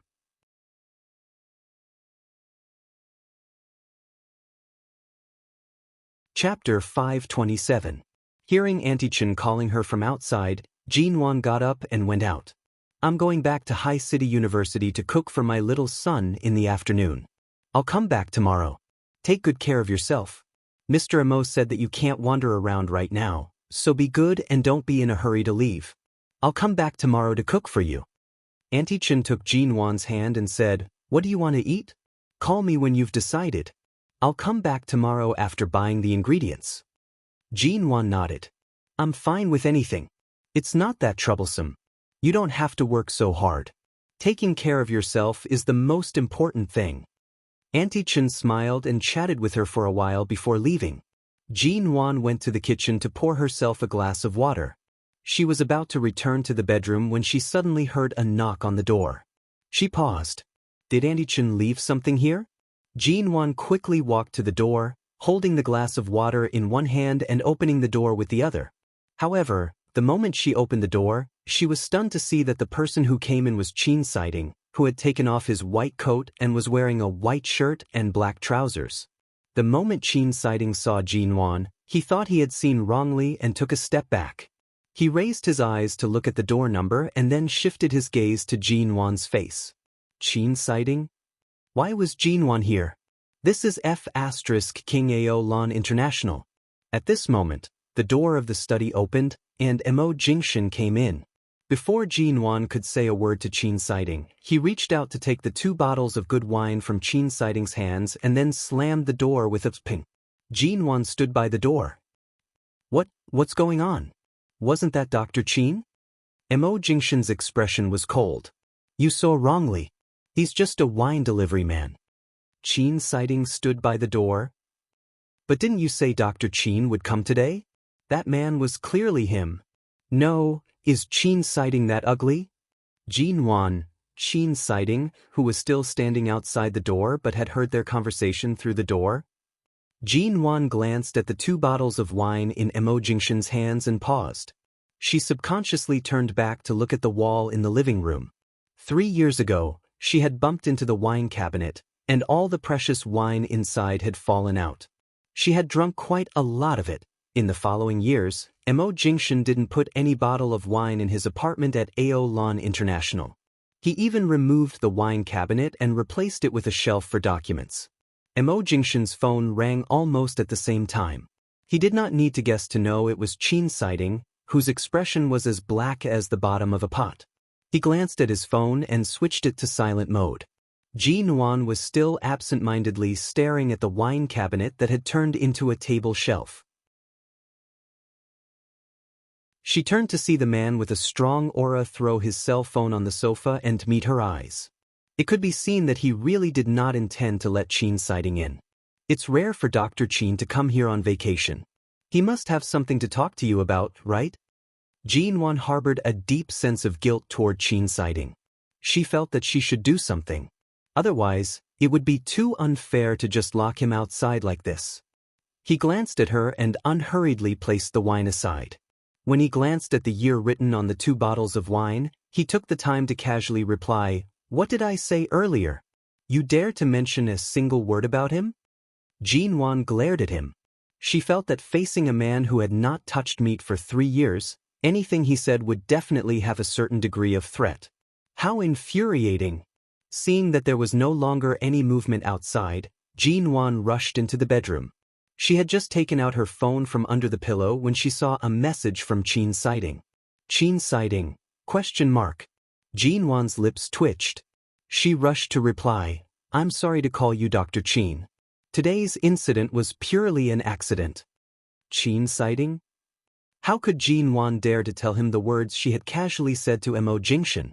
Faced with his speechless expression, she could only send a few question marks. She wanted to cry but had no tears as she replied to him. There was a misunderstanding earlier. Several minutes later, Qin Siding had probably already gone downstairs. He sent another message. Why are you at Ao Lan International? Jinwan's mind was filled with guilt for accidentally hurting Qin Siding. She did not carefully look at his message with question marks and continued to reply, I'm sorry, Dr. Qin T. After I leave this place, I'll definitely apologize to you properly. Qin Siding, these 2 lunatics. This old man had specially brought 2 bottles of good wine to watch Mo Jingshan cry. In the end, the moment he arrived, he saw Jin Wan running to open the door. Was this not enough? She even said he was ugly? Damn it. After staying at Ao Lan International for another night, Jin Wan originally wanted to find an opportunity to enter the study to check if the air conditioner was really broken. If it was really broken, why did Mo Jingshan not call anyone to fix it? In the end, she could not find an opportunity. At night, Mo Jingshan once again entered the bedroom to sleep on the floor. Looking at the man lying on the floor, Jin Wan quietly hid the phone hidden under the pillow deeper. Thankfully, she had turned it off an hour ago. The man's eyes were closed. Even though he was sleeping on the floor, his posture was dignified and elegant, as though he was sleeping on a limited edition mattress. He did not speak up because of her stealthily reaching her hand under the pillow. However, when Jin Wan carefully rolled over with the quilt wrapped around her, the man's lips silently curved in an indulgent smile. The next morning, Mo Jingshan did not have a morning meeting. Auntie Chen came over early to cook. As they were eating, someone knocked on the door. The knock at this time was very sudden. No one else would come to Ao Lan International. Jin Wan also felt it was strange. She turned to see that Auntie Chen had already gone to open the door, so she continued to sit by the dining table without moving. However, after opening the door, she vaguely heard Auntie Chen's voice. Oh, okay, please wait a moment. Auntie Chen turned and quickly walked over to say, Mr. Mo, there are 2 police officers. They seem to be special police. They say they have something to discuss with you. Hearing the word, special police, before Mo Jingshan could speak, Jin Wan had already stood up and walked over. When she arrived at the door, she saw Yen Gu and another person dressed in a police uniform standing outside. She immediately asked in surprise, Yen Gu? How did you find your way here? Yen Gu was clearly surprised that Jin Wan would be here. He paused for a moment before saying, Sister Nguyen? Previously, after you were kidnapped by the kidnappers, the police were unable to contact you. We found this place through some channels and wanted to come here to give a statement, but why did you? Before Yen Gu could finish speaking, Mo Jingshan's tall and cold figure had already walked out. The moment he saw Mo Jingshan, he realized that Jin Wan seemed to have been staying here for the past 2 days. Yen Ji's eyes instantly widened. What exactly is his relationship with you, Sister Nguyen? Mo Jingshan stood by the door, expressionless. The woman in front of you is my ex-wife.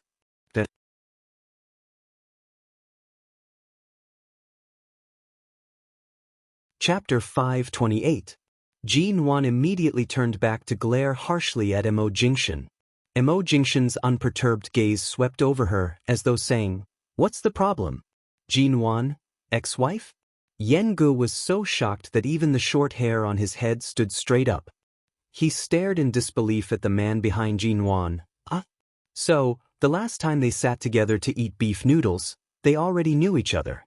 Furthermore, they were in such a relationship as ex-wife and ex-husband. It was no wonder that even though they knew each other, they pretended not to know each other. It seemed like the 2 of them did not get along well after their divorce. Since that was the case, after 2 days of investigation, they learned that this man was Mr. Mo.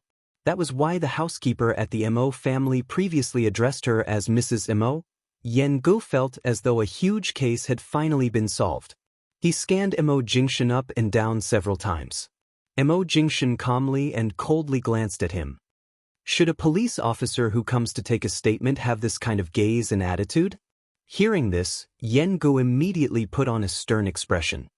He glanced at him awkwardly and then turned to Jin Wan, who was standing speechlessly by the door. Sister Nguyen, is it convenient now? Can we go in? Jin Wan was about to speak when Mo Jingshan's cold voice rang. It's not convenient. Jin Wan, Yen Gu, the other police officer who came with Yen Gu. Jin Wan smiled and moved away from the door. She then turned to look at Mo Jingshan. Seeing that the man did not move and had no intention of letting them in, she turned to speak to Yen Gu. From the perspective of a citizen and the police, we have to cooperate no matter if it's convenient or not. But why are you here to take a statement? Aren't you a SWAT trainee? Our boss Ling sent me here. This is the brother in charge of taking the statement. Someone discovered your car parked here during an investigation, so I came to take a look. Yen Gu smiled at Jin Wan, revealing a set of white teeth. After all, I'm still your bodyguard. I have to pay more attention to your matters. Jin Wan tilted her head slightly and used her chin to point inside. Come in. Thank you for your hard work. Yen Gu hurriedly signaled the police officer by the side with his eyes. The two of them were about to enter, but before they could step through the door, they raised their eyes to see the man still standing by the door with no intention of giving up his seat. The moment he met Mo Jingshan's cold and unwelcoming gaze, Yen Ji's expression became more cautious. He turned to Jin Wan. Sister Wan, since you're an ex-wife and ex-husband, have you been living together for the past 2 days?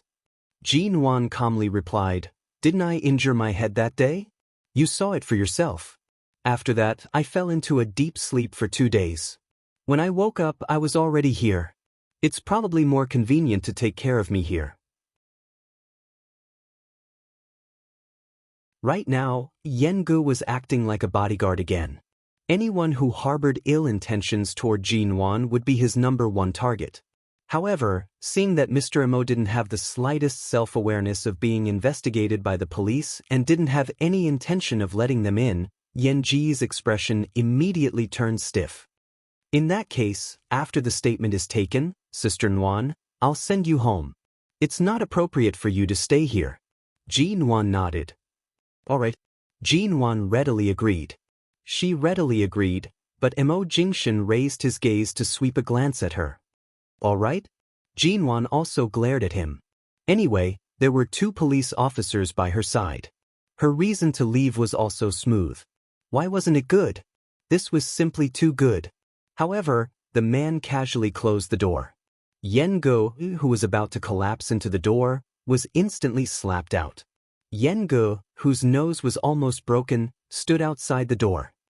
He then looked at the police officer by the side who was equally dumbfounded. The 2 of us, have we been chased out? The police officer. I'm not sure. I've just been promoted from an intern. This is my first time out. Speaking of which, is it so difficult to take a statement? Yen Gu. Inside the door, Jin Wan's expression was fierce as she watched Mo Jingshan, who had once again shut them out. She angrily said, Mo Jingshan, are you crazy? Keeping the police outside? Aren't you afraid of being arrested and interrogated for a few days? Let me tell you, being disrespectful to the police and refusing to cooperate with them is enough for them to arrest you. The man coldly and indifferently said, even if you lend them 100 guts, they wouldn't dare. Jin Wan ignored him and reached out to open the door. The man casually placed his hand on the door, not giving her the chance to open it. While she was arguing, he lowered his head to look at the little woman who was struggling to tug his hand away to open the door. His voice was cold and clear as he said, You've only lived here for a few days, but there have been quite a few people who have come to rescue you. I won't bicker with the assistant called Xiaoba, but the brat outside isn't suitable to be your bodyguard. When you return, fire him. In the future, stay away from him. Why do you care who I hire to be my bodyguard? If it wasn't to ensure my own safety, why would I need a bodyguard by my side? Besides, the reason I hired him is because I almost got into danger last night. That's why Do you think I don't know that you were assaulted by a drunkard at night? Or do you think I don't know that you brought that Mr. Vince upstairs into your house? The man's tone was indifferent to the point where there was almost no warmth. However, it was clear that when he mentioned Yen Gu and Mr. Vince, who she had barely contacted recently, his eyes were clearly filled with displeasure. Jin Wan's gaze faltered. She abruptly glared at him. You sent people to follow me? The man lowered his eyes to look at her.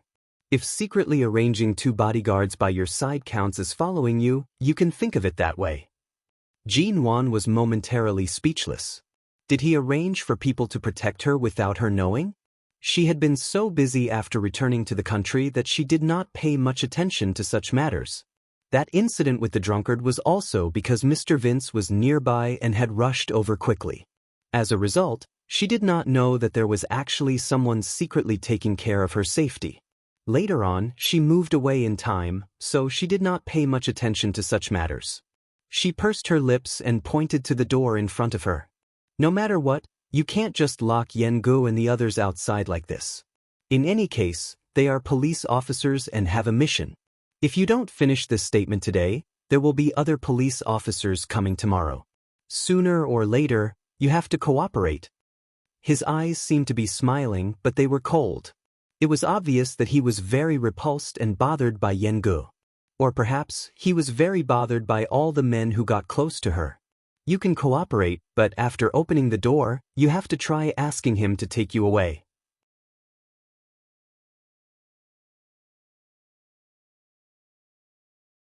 Chapter 529. Jinwan glanced at him. Mo Jingshin, it's my freedom to stay or leave. I have no money, no cell phone, and no freedom here. Aside from eating, I only sleep. Even a pig can occasionally see the outside world. Why should I be restricted to this extent just because I'm recovering? You don't have money? No cell phone? The man smiled ambiguously. Do you need me to confiscate the things you've hidden under your pillow? Jinwan, what? How did he know? The man glanced at her again. Are you planning to make me admit that I'm treating you like a pig and depriving you of your freedom?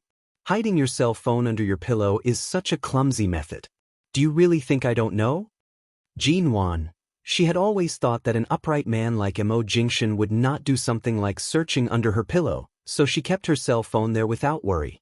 She did not expect him to know. However, in her impression, he had not had the chance to touch the bed she slept on, much less the things under her pillow. Jinwan thought for a moment. At the end of the day, she could only guess that it had something to do with the surveillance cameras in the corridor outside. AO Lan International's corridors and doors all had high-definition surveillance cameras. This was not within her consideration. I told you to eat, drink, and rest well here. Aside from not allowing you to go out to enjoy the wind, when have I really restricted you? The man's tone was very calm. Jinwan didn't speak. She knew the condition of the wound on her head. Although it wasn't serious and she had been given a tetanus shot before she woke up, to avoid infection, it was indeed for her own good that she didn't go out and see the wind before she completely healed. She quickly ended the topic of hiding her cell phone and pointed at the door. Shall we let them in first? Mo Jingshin glanced at her again. Jinwan shifted her eyes away, refusing to look at him. However, based on his attitude toward Yengu, if she was really brought away by him, it was likely that Yengu would not have a good ending. Yesterday, she had already caused Qin's sighting to be locked at the door. Today, she had to be more restrained in her words and actions to avoid harming others. There was no need for her to speak. Based on the man's understanding of her, he could tell that she was weighing the pros and cons and decided to keep her mouth shut. Only then did he open the door. Jinwan rushed to open the door. When she opened the door, she saw that Yengu and the police officer were still standing by the door. Seeing that the door was open, the two of them turned to Jinwan in unison. Come in. Jinwan opened the door. The two of them looked at the door again before walking in. When he entered, Yengu saw that Jinwan's complexion was much better. He recalled the day when Mo Jingshin brought her out of the sea. At that time, she was covered in seawater, and there were bloodstains on her head and body. Her complexion was unbelievably pale. He couldn't help but say apologetically, Sister Nguyen, I'm really sorry. That day, when you were kidnapped by the kidnappers, the police and I were busy chasing after other people. We didn't expect that you would be trapped.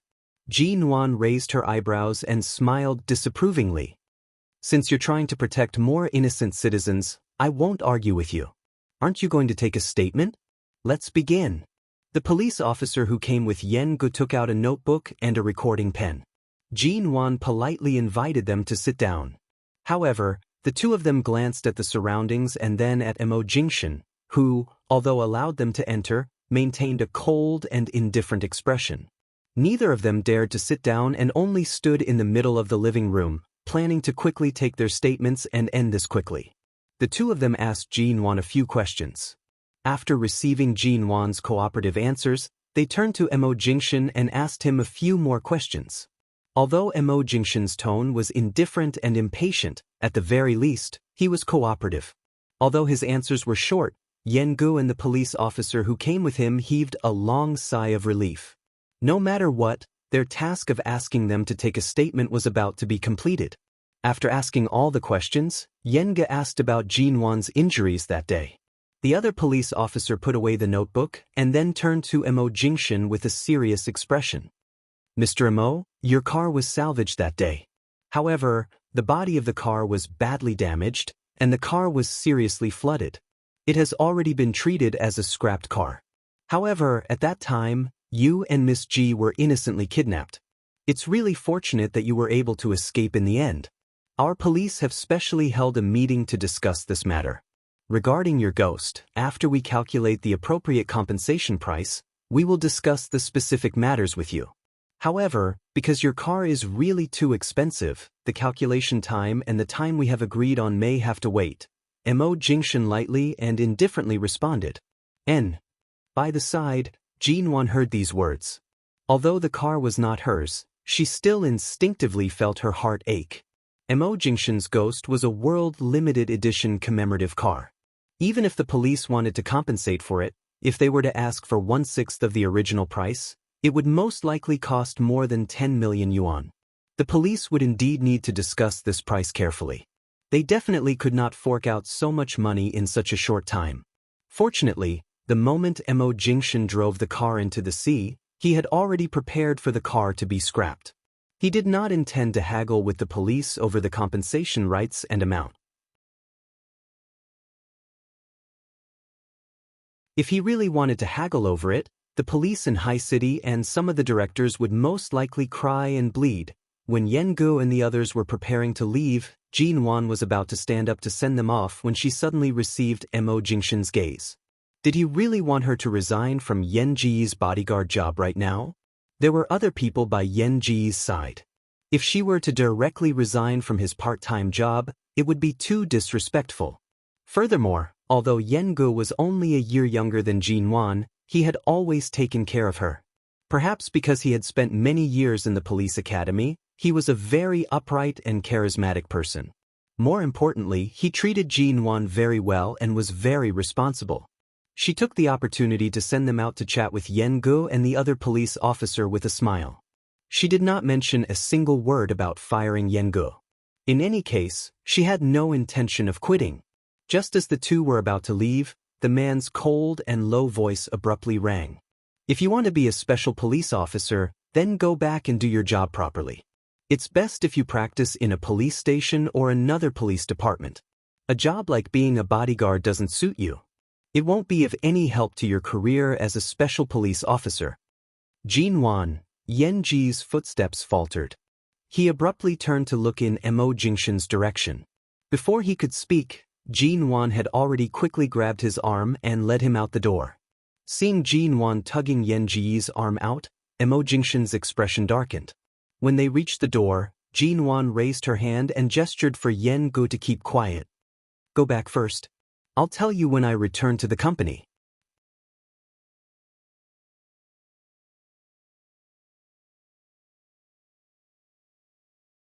Chapter 530.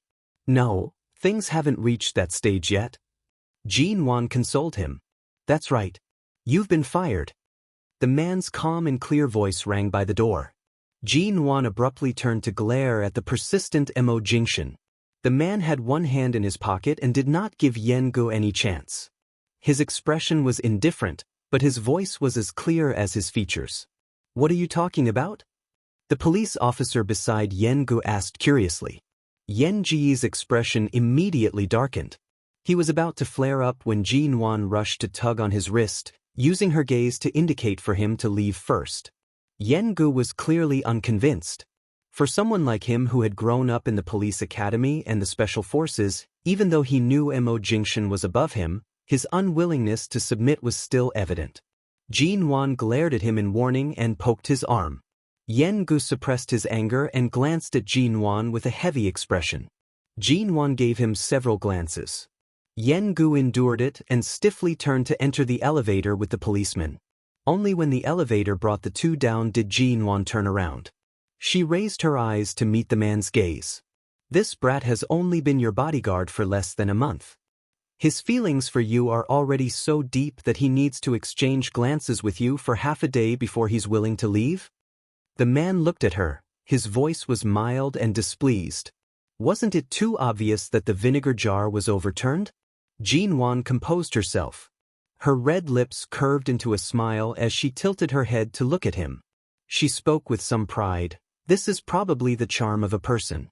In the past, when Feng Ling was by my side, weren't there many people who said that she was cold, unwilling to get close to others, and never made friends? But not long after, didn't our relationship become very good?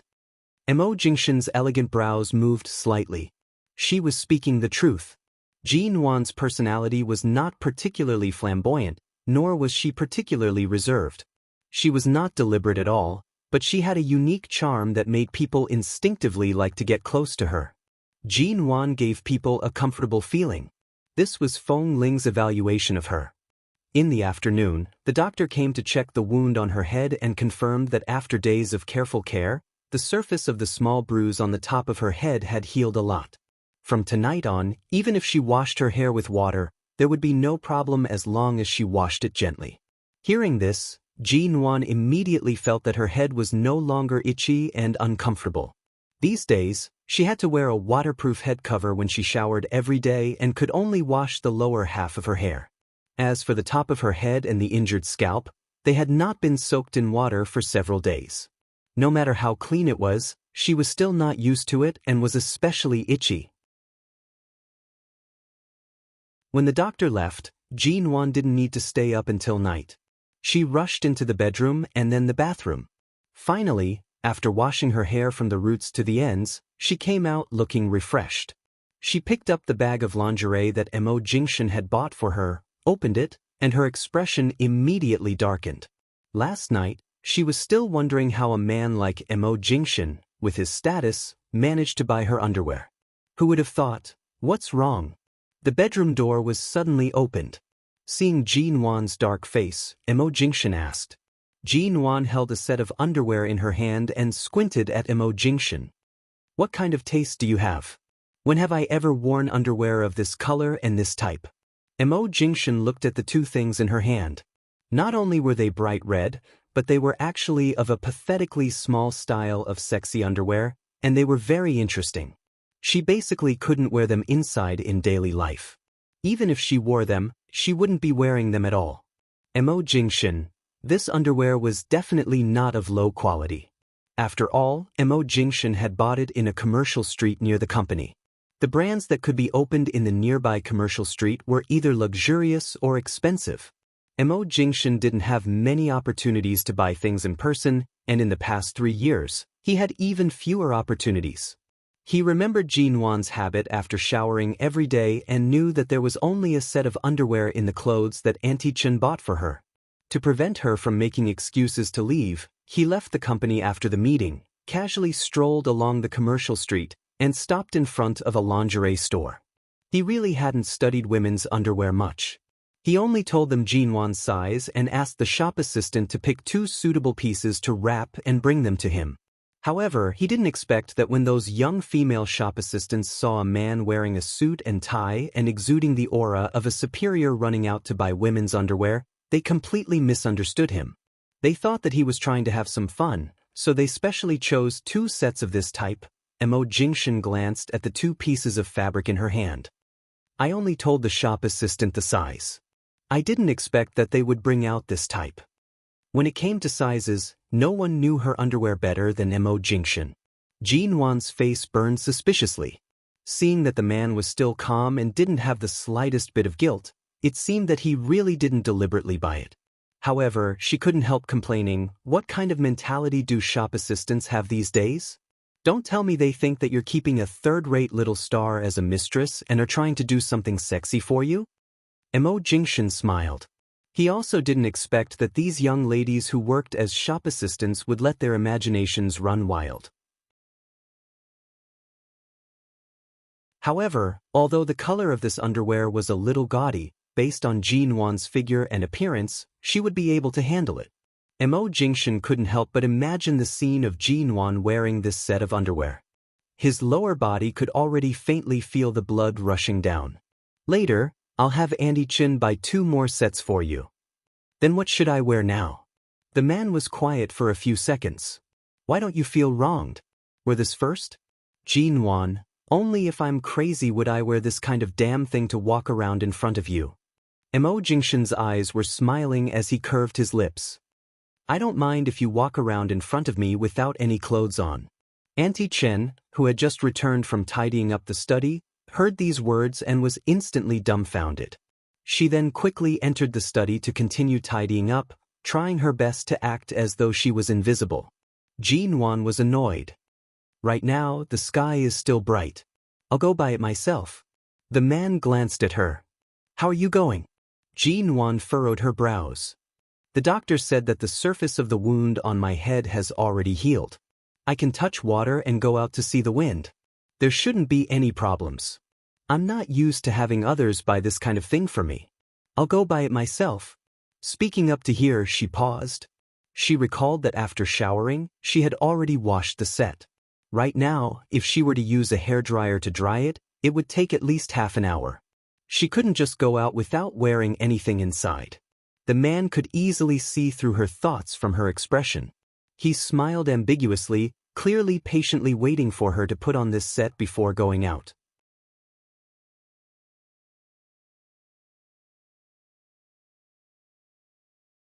Chapter 5:31. Putting it on was as good as not wearing it, but she couldn't just go out like this. After hesitating for a long time, Jinwan suddenly threw the 2 pathetically small pieces of fabric into the trash can with a look of disgust. The man's smiling expression immediately sank. Jinwan turned back to the bedroom with a proud expression, went to the bathroom to take out the previous set, turned the hairdryer to the highest speed, and spent 15 minutes to dry it. Then she quickly put it on and came out clean. Mo Jingshan's well-defined fingers gently tapped the back of the sofa. Looking at Jinwan, who had already put on everything and came out, his elegant and deep brows moved slightly, and he said casually, "You can't wear the other set either?" Jinwan said unhappily, "The other set is black, and the style and fabric are no different from this one." Anyway, she would never wear it. But she knew that this brand was very expensive. The red set had already been opened and taken out. As for the black set, she should ask Auntie Chin to find a chance to return it and exchange it for some money. After all, it was worth several thousand yuan, enough for Auntie Chin to pay for half a year's tuition for her youngest son. There was no need to throw it away. It's raining tonight, and there are still 3 hours before evening. Are you sure you want to buy it yourself in such a short time?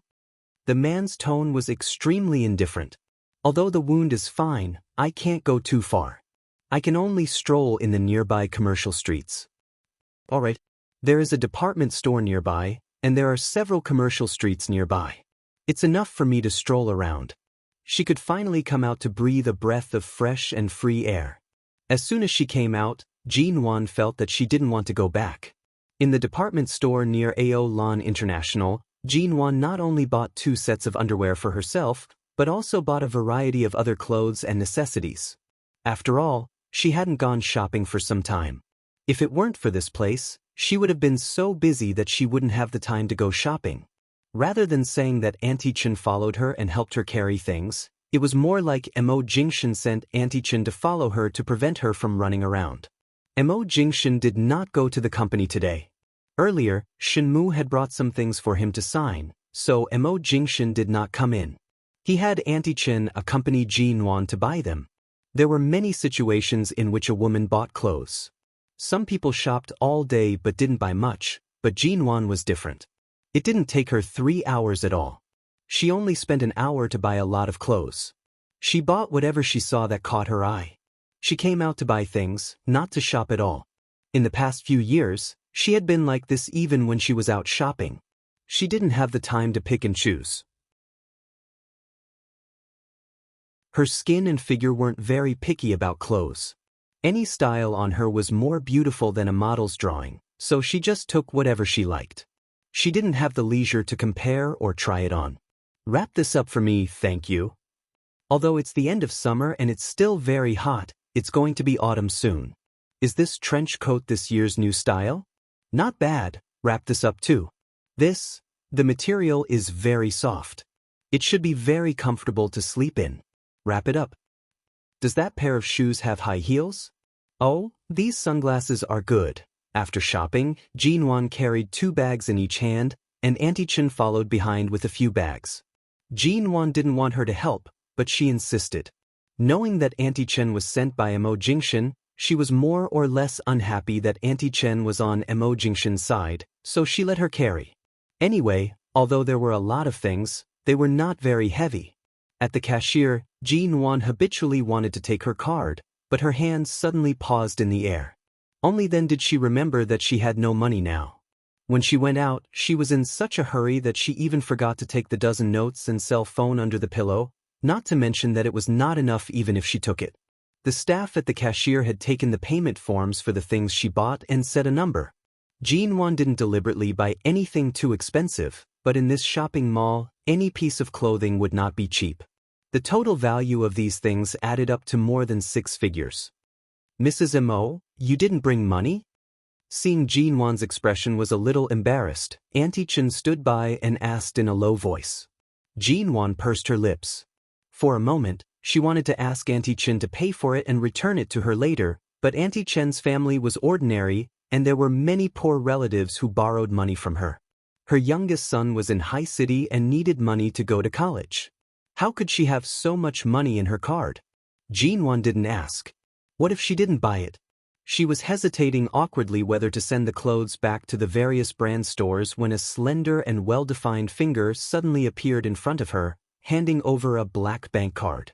Jinwan turned to see Mo Jingshan's calm face, and her embarrassment immediately disappeared.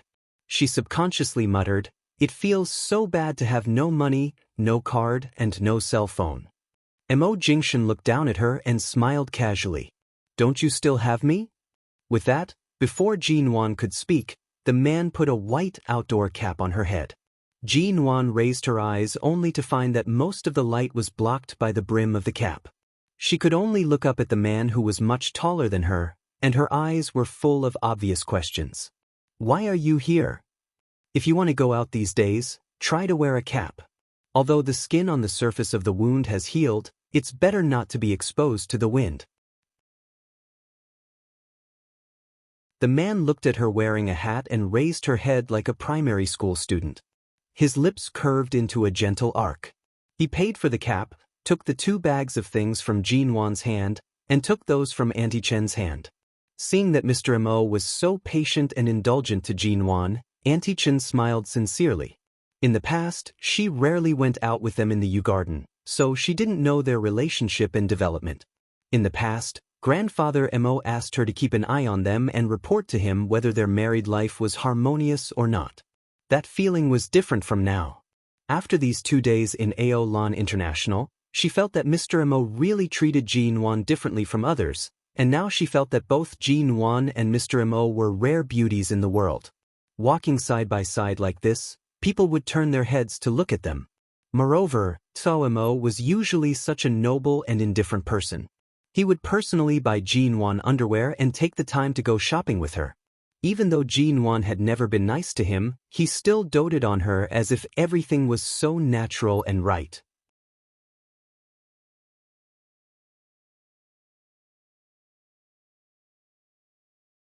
Chapter 5:32. To Auntie Chen's surprise, after she went to the supermarket to buy various ingredients in the afternoon, Mo Jingshan asked her to leave. Auntie Chen asked what about dinner? Mo Jingshan said he would cook. So when Auntie Chen left, she still looked incredulous. When she was in the Yew Garden, she had never seen Mr. Mo enter the kitchen, but when she saw Mr. Mo washing vegetables just now, she felt that he seemed to be very good at cooking here. She really didn't expect that Mo Jingshan, who was usually the most noble, cold, and indifferent person in everyone's eyes, would actually cook dinner for Jinwan. But Jinwan, at this moment, Jinwan was holding an iPad that she bought in the mall today in her bedroom. iPads were no longer uncommon in the future, but this year, they had just become popular. She lay on the bed and watched movies on the iPad, acting as if nothing had anything to do with her. All she did was eat and sleep, like an ingrate. However, Mr. Mo completely indulged this ingrate and let her be happy. Auntie Chen silently looked at Jean Wan lying on the bed and remembered that in the months after she and Mr. Mo returned from the United States 3 years ago, Mr. Mo didn't come home every day, but Jean Wan stayed at home every day, waiting for him to come back. She remembered that once, because she thought Mr. Mo would definitely return to the Yew Garden that day, Jean Wan specially cooked a table of delicious food for Mr. Mo, but that night, Mr. Mo still didn't come back and didn't even answer Jean Wan's phone call. Later, the food was cold and couldn't be eaten. Jean Wan sat at the table alone and ate the cold food silently. At that time, Auntie Chen didn't even dare to say a word to persuade her. She just felt sorry for her. Thinking of this, the thought of feeling indignant for Mr. Mo suddenly disappeared. Instead, she smiled. In fact, it was quite refreshing to see Mr. Mo, such a cold and arrogant person, compromise little by little for Jean Wan. Even after Auntie Chen left, Jean Wan was still watching the iPad on the bed. The room was very quiet, and only the sound of the movie could be heard. At this time, she was watching a very ordinary movie that had just been released, but in recent years, there weren't too many good movies in China. They were all made by some veteran directors and some were not funny. She was too lazy to find Hollywood movies, so she casually opened it and watched it for a while. His acting was a mess and he wasn't paying attention at all. It had been a while since Auntie Chen left. Jean Wan finally turned off the iPad, threw it aside, got up, and walked out. Hearing the sound of the kitchen, she thought for a moment and went in. The man in a shirt and trousers was standing by the cupboard. The sleeves of his shirt were rolled up, revealing his muscular forearms. She leaned against the kitchen door and watched the man wash or cut the vegetables while preparing dinner. Her eyes seemed to be covered with a layer of mist. In these 3 years, she had never thought that such a day would come. "Why don't you continue to watch your movie?" The man was cutting vegetables and didn't look back, but it was obvious that he was talking to her. Jean Wan was still leaning against the kitchen door. Earlier, before Auntie Chen left, she hid outside the bedroom door and stared at me for a long time. She must have felt that it was too much for me to let Boss Missouri cook dinner without even helping. Mo Jingshan's hands did not stop moving. "Watch your movie in peace. I'll call you when dinner is ready." Jean Wan thought of the extremely boring movie just now. It was better to stand here and watch Mo Jingshan cut vegetables than to watch that kind of movie. Noticing that she did not leave, Mo Jingshan turned on the tap to wash his hands and slowly wiped them. "Do you really want to help?" Jean Wan did not speak. She was just saying that. After being locked up here for several days, the resentment in her heart had not dissipated. Standing in the same apartment with him was already very irritating. She did not really intend to go into the kitchen. After all, no matter how big the kitchen was, it was still a relatively small space. She would certainly not take the initiative to go in. But Auntie Chen had bought too many ingredients.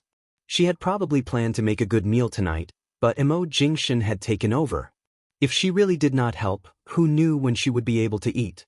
Her gaze swept over the pile of ingredients on the cupboard, and she walked over. Jean Wan was about to say that she would not do anything else but bring the oil, salt, soy sauce, vinegar, and cooking wine over and help him make some seasonings, such as sweet, sour, salt, and a small amount of soy sauce for the sweet and sour fish, and various seasonings for the mushroom soup, and she had just walked over and was about an arm's length away when her wrist was suddenly caught by the man. Before Jean Wan had time to speak, she was dragged by him and stumbled in his direction. When she hurriedly tried to steady herself, the man had already kissed her. Jean Wan was stunned for a moment. When she came to her senses, she hurriedly stepped back and pushed his shoulder hard, but the man held her waist and brought her back. In just 2 steps, he directly pressed her against the counter of the cupboard. Jean Wan instantly widened her eyes and tried to step back with both hands and feet, but the man still firmly held her. It was not a fierce and hot kiss, but their lips were pressed together, gentle and intoxicating. But because she subconsciously struggled a few times, the man who was originally very gentle simply pried open her lips and teeth, invaded her, and entangled with her. It was like an ambiguous, gentle, and forceful invasion, and Jean Wan struggled to push him away and hugged him. It was not until Jin-won bit him hard that the man's movements paused. He lowered his eyes to look at her cheeks flushed and panting from the kiss. "I'll cook." "What are you doing, Before she finished speaking, a short, low cry followed, and Jin-won's body was suddenly picked up by him. It was not the kind of hug that wrapped around the waist, nor was it a hug. Instead, he held her armpits like holding a child and lifted her off the ground. In an instant, she had changed from leaning against him to sitting on the counter of the cupboard. She was still in shock and widened her eyes, staring at the man in front of her in disbelief. "What are you doing, ugh?" Her lips were kissed again. The man was tall and had long legs. He was completely unaffected by her sitting so high. This time, Jin-won didn't have to be held up by him. She raised her head and was kissed by the man at eye level. She sat on the cupboard. Not far from her was the stove that had not been turned on, and not far from her was the refrigerator. There were some bowls, chopsticks, and plates behind her. She did not dare to move, but her stiff posture allowed the man to linger in her mouth for a moment as though he had succeeded.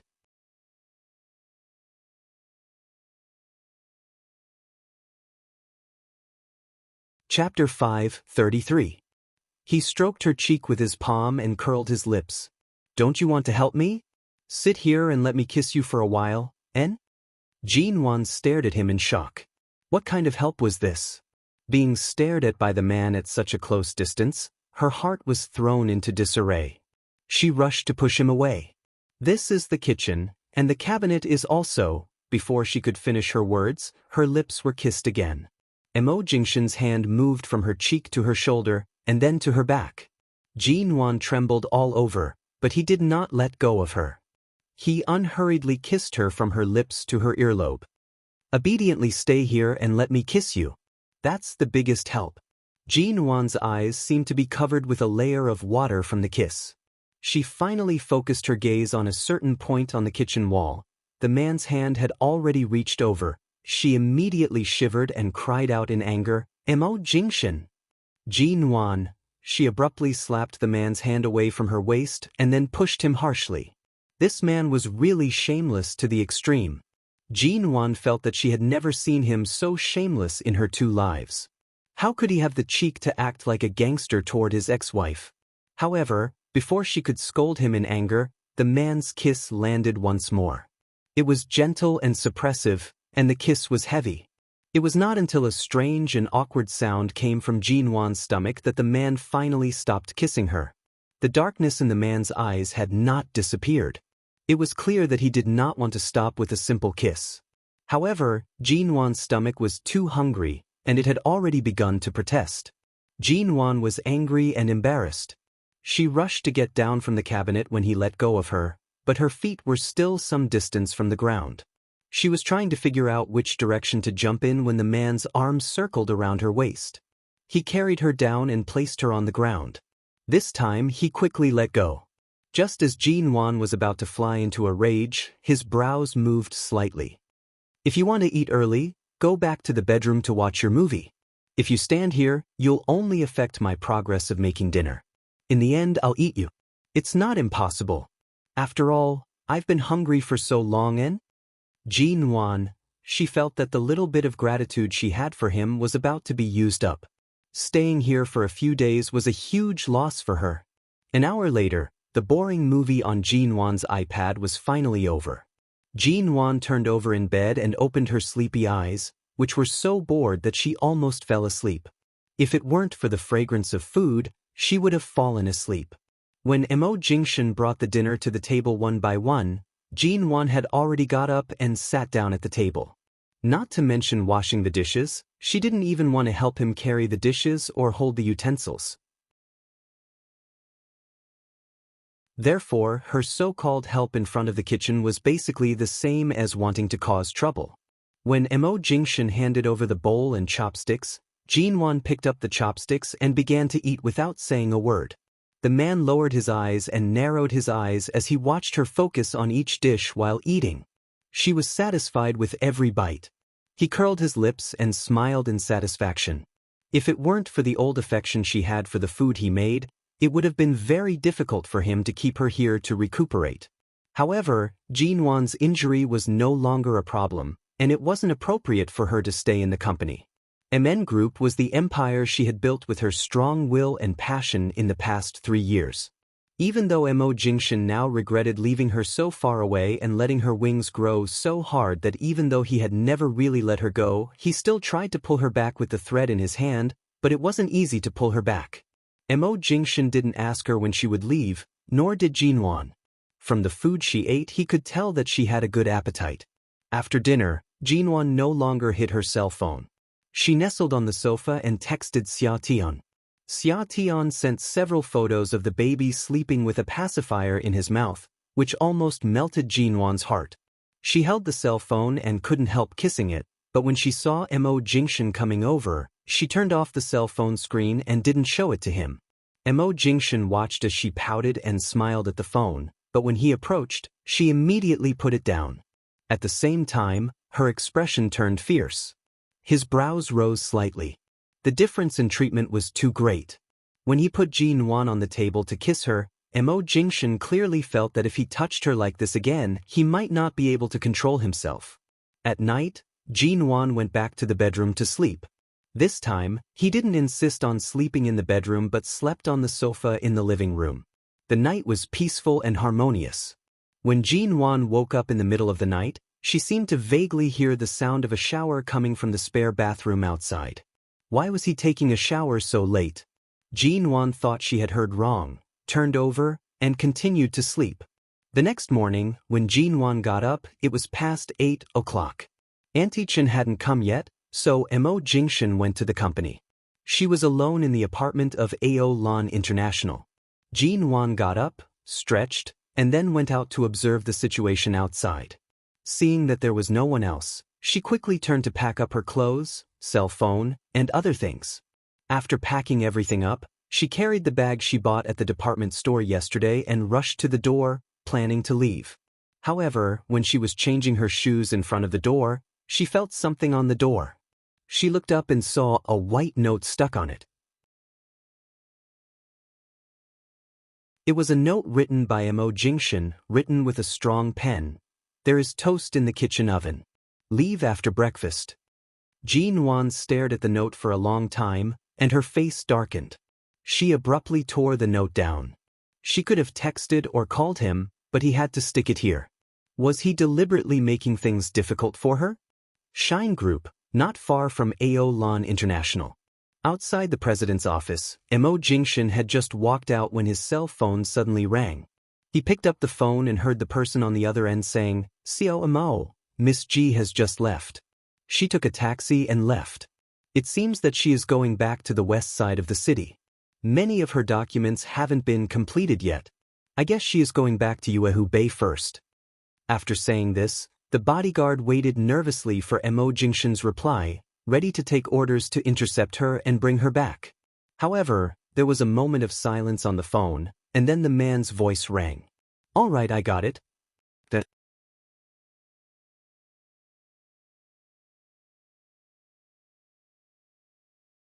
Chapter 5:34. The bodyguard was surprised. "Mr. Mo, aren't you going to get her back?" Outside the CEO's office, the man in black stared at the changing numbers in front of the elevator in the distance, one hand in his trouser pocket, the other holding a cell phone, his handsome face as calm as water, and his tone indifferent. "Wherever she wants to go, just watch her go back. Don't let her run around on the way. Watch her go back to the company or Yuehu Bay." The bodyguard on the other end of the phone answered, "Okay, Mr. Mo, try to follow her without her noticing and keep her safe." "Got it." The security facilities in Yuehu Bay are quite good. If she goes home, let her go back to have a good rest. Don't disturb her. "Okay." After a pause, the bodyguard suddenly said, "Miss G got out of the car halfway.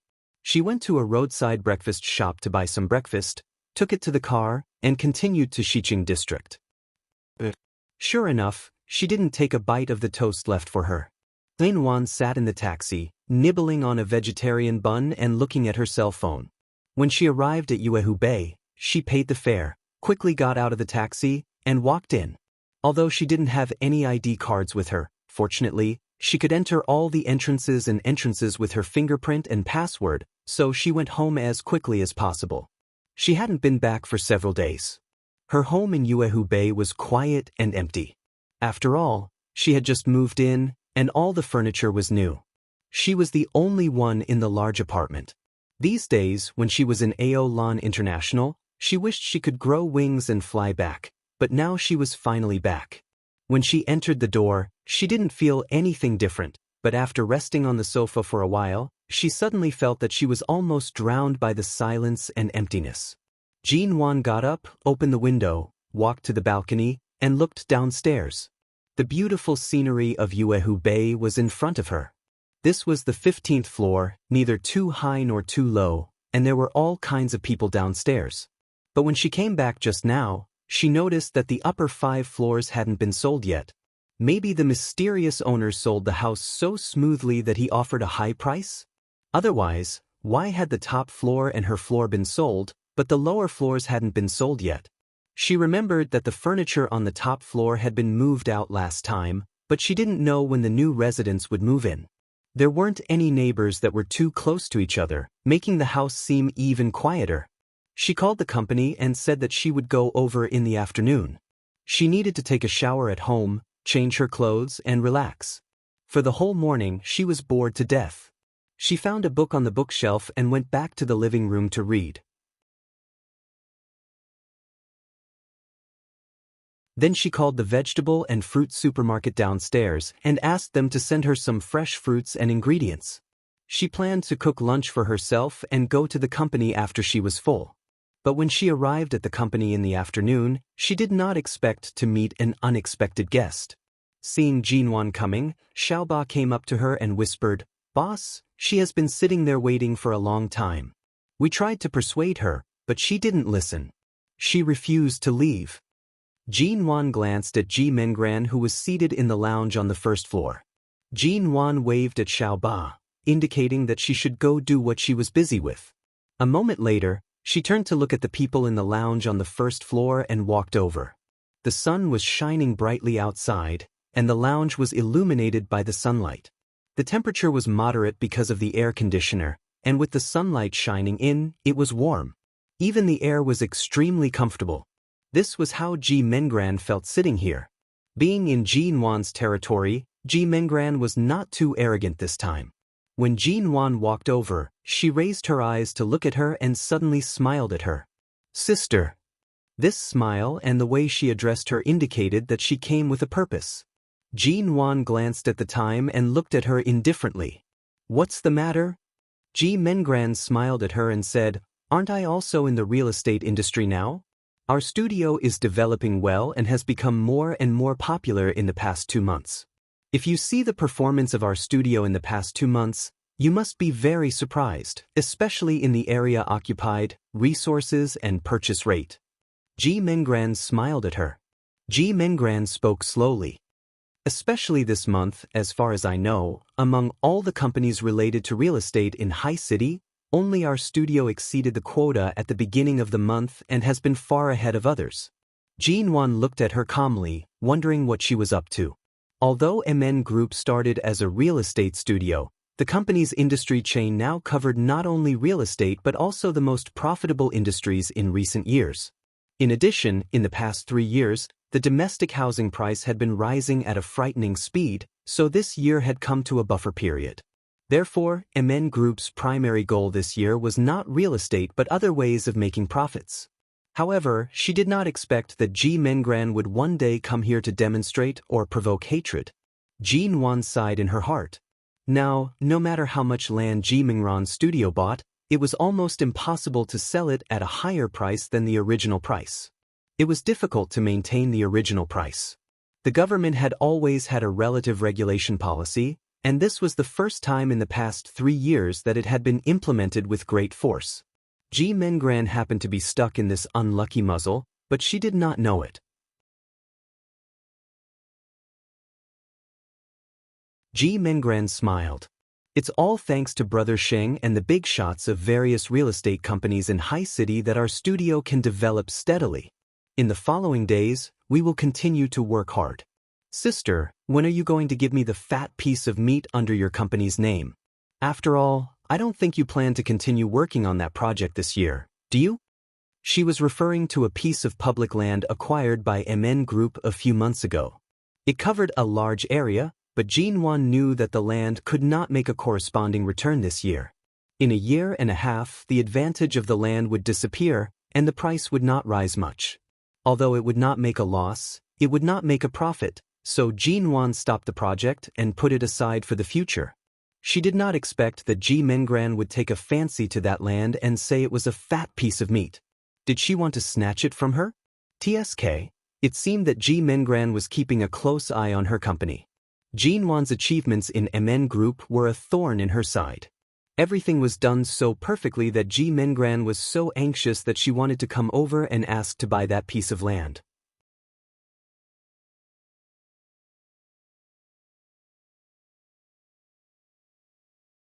Chapter 5:35. Ji Mengran raised her hand and made a gesture. 200 million yuan. This price was higher than Jin-won's initial estimation. The piece of land that she had always thought would be ruined had now become a fat piece of meat in Ji Mengran's eyes. It seemed like Jin-won's remaining predictionability could only be used to scam this so-called little sister of hers. Jin-won coldly curved her lips but did not immediately agree. She only said, "You should know that the price of all the land acquired by MN Group will increase by several folds. However, recently, our company really hasn't been able to devote too much attention to real estate. Regardless of our current relationship, considering that we grew up together, it's not impossible for me to give it to you. Add another 50 million yuan, and the land will be yours. Otherwise, there's no need to talk." Ji Mengran immediately became unhappy. "The moment you opened your mouth, you raised the price by 25%. You even said it was because we grew up together? Are you sure you're not scamming me? If you think I'm scamming you, just stand up and leave. No one will stop you. You have to understand that you were the one who specially came to ask for this piece of land. You were the one who came to talk to me. I'm already giving you some face on account of Dad by not chasing you out. Don't tell me you expect me to sell it to you at a loss? Have you forgotten how much I hate you? Being willing to sell it to you is already considering our past relationship. What more do you want?" Jin-won smiled faintly. Ji Mengran's expression was ugly. "In the past 2 months, our studio has purchased a lot of land. All the liquid funds have been paid out. Right now, we can only take out 200 million yuan. You know, Dad hasn't paid much attention to me these past few years. He won't care even if I'm short of money. Can you just forget about this 50 million yuan on account of the Ji family raising you?" Jin-won smiled indifferently. "Don't you always have your brother Sheng?" Although Sheng Yihan was willing to give her money, he had been appearing and disappearing mysteriously recently. Ji Mengran was also embarrassed to say that it had been half a month since they last met. Ji Mengran thought about it and said, "Oh yes, you were out on a business trip during the Dragon Boat Festival and couldn't make it back. You also didn't go back to the Ji family to celebrate the festival with Dad. If you don't have anything going on, why don't you go back to accompany him? You're still talking about nostalgia? I see that ever since you found out that you're not related to the Ji family by blood, you've always had ulterior motives. You don't even have the slightest awareness of being a member of the Ji family." Ji Mengran knew that Jin-won was already impatient with her. "I'll consider the matter of 50 million yuan. I'll give you a reply in at most 2 days." After speaking, she stood up to leave. If it weren't for the fact that she felt that the piece of land would be the biggest fat piece of meat, she wouldn't have taken the risk to personally ask for it. However, Jin-won's attitude was better than she had expected, but who knew what Jin-won was up to? After all these years, Ji Mengran had learned that although Jin-won didn't seem to be very aggressive, she was actually very powerful. The longer she sat here, the more she would be at a disadvantage. She didn't say anything. Anyway, she was determined to get that piece of land. Just as she was about to leave, Ji Mengran suddenly paused and turned to look at Jin-won. "By the way, at the Ling Xiao Group's dinner party, sister, you were really outstanding. I didn't expect you to be Xiao Lui's female companion. In fact, I'm very curious. The Mo family isn't enough. How can you get close to the Xiao family? There are thousands of beautiful women in this world. What makes you so seductive? Jin Wan thought of what Mr. Xiao and Mr. Xiao said at Mr. Zhao's dinner party, as well as something she had suspected at that time. Of course, she never went to verify it, nor did she have the time to contact the Xiao family. She only glanced at Ji Mengran and smiled coldly.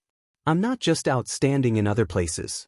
In the Ji family, aren't you also the one who lost favor? Ji Mengran's expression instantly turned ugly. No matter what, Ji Hongwen is my biological father. We are related by blood. Who do you think you are? Until now, you don't even know where your biological father is, let alone whose blood flows in your body. Really? But in your biological father's eyes, which daughter does he want the most? I don't need to emphasize this point, do I? Jin Wan still smiled calmly, her eyes cold. To be honest, there was no need to deliberately provoke her. After all, to a person like Ji Mengran, any effort was not worth it. Ji Mengran's expression stiffened. Today, they were here to discuss that piece of land.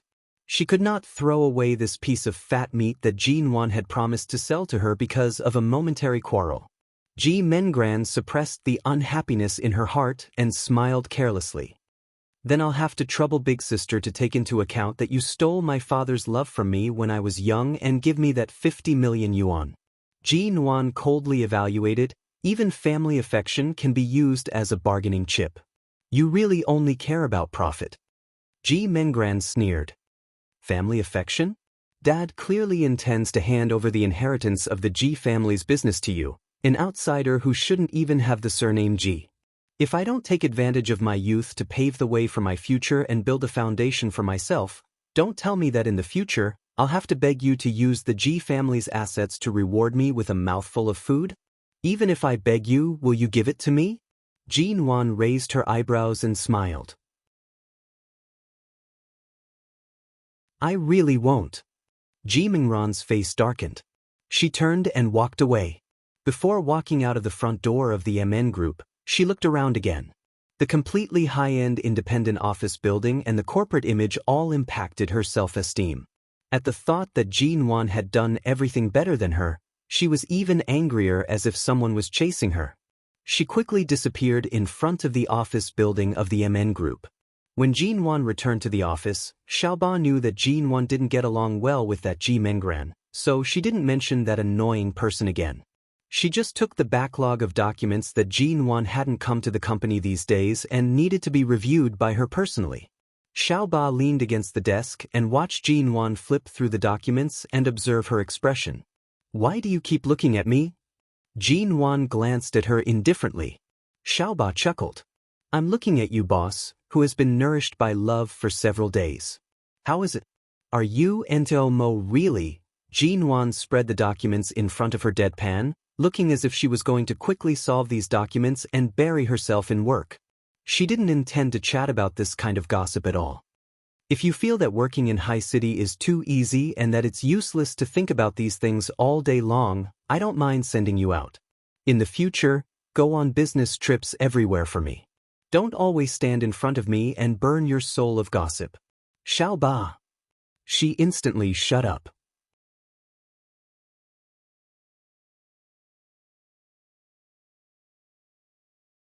Chapter 5:36. At night, Jin Wan returned to Yuehu Bay and slept on the big bed alone. She closed her eyes in the dark but couldn't fall asleep. It took her 3 years to adapt to living alone. However, Mo Jingshan used 3 days to break this habit. She had only slept on the floor next to him for 2 nights, but strangely, Jin Wan felt as if something was missing. As her thoughts ran wild, Jin Wan eventually drifted off to sleep. The next morning, when he woke up, he felt uncomfortable all over his body. Although he had fallen asleep, he didn't sleep well. When he sat up, he felt that his shoulders and cervical spine were a little sore.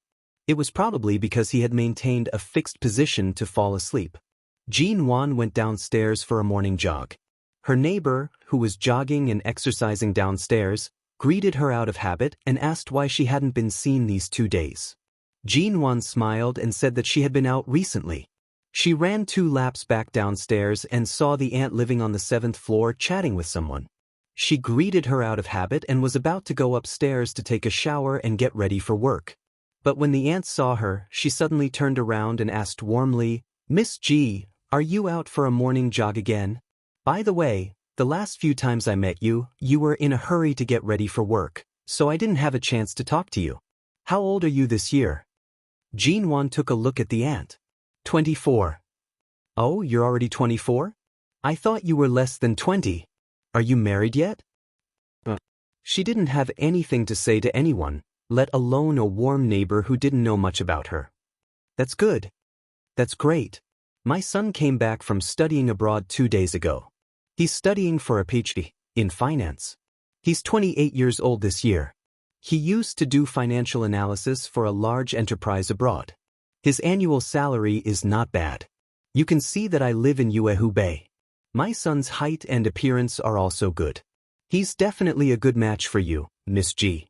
I'll introduce my son to you. Do you two want to consider a blind date? Jean Wan, blind date. After you moved here, I've been observing you for a long time. You usually go to work, stay at home, or run downstairs in the morning. You are very polite and greet us when you see us. I can see that you are a girl with healthy habits and good quality. My son is coming back, and I haven't found a suitable girlfriend. I wanted to tell you a few days ago, but you haven't been around these days. Today, you finally come. Jean Wan pursed her lips and forced a smile. Auntie, this is too sudden. Besides, a blind date is not suitable for me. If your son is so outstanding, there must be many outstanding girls who are worthy of him. I'd better forget it. Besides, I'm quite busy. My son is also busy, but you young people still have to get married no matter how busy you are.